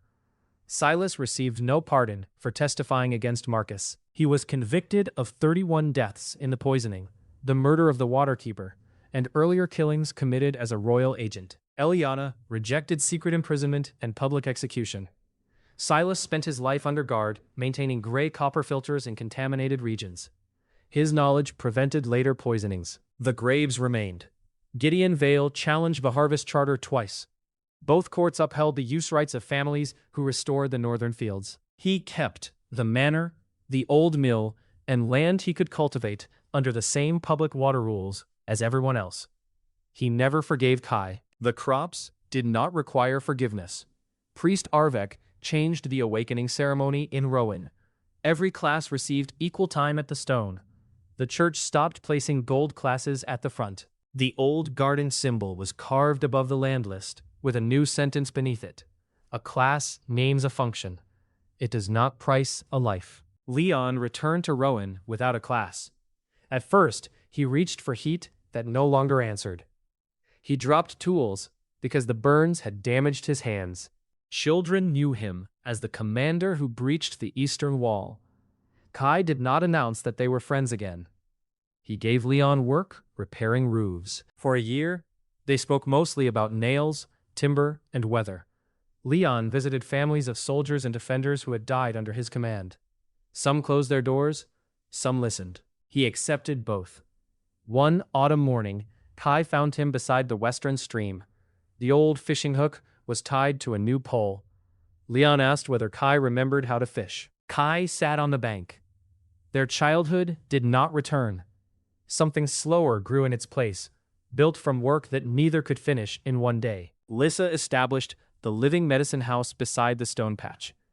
Every adaptive treatment required written trials, independent review, and one person in the room with authority to stop the lead healer. Poor patients could not be used as test material in exchange for care.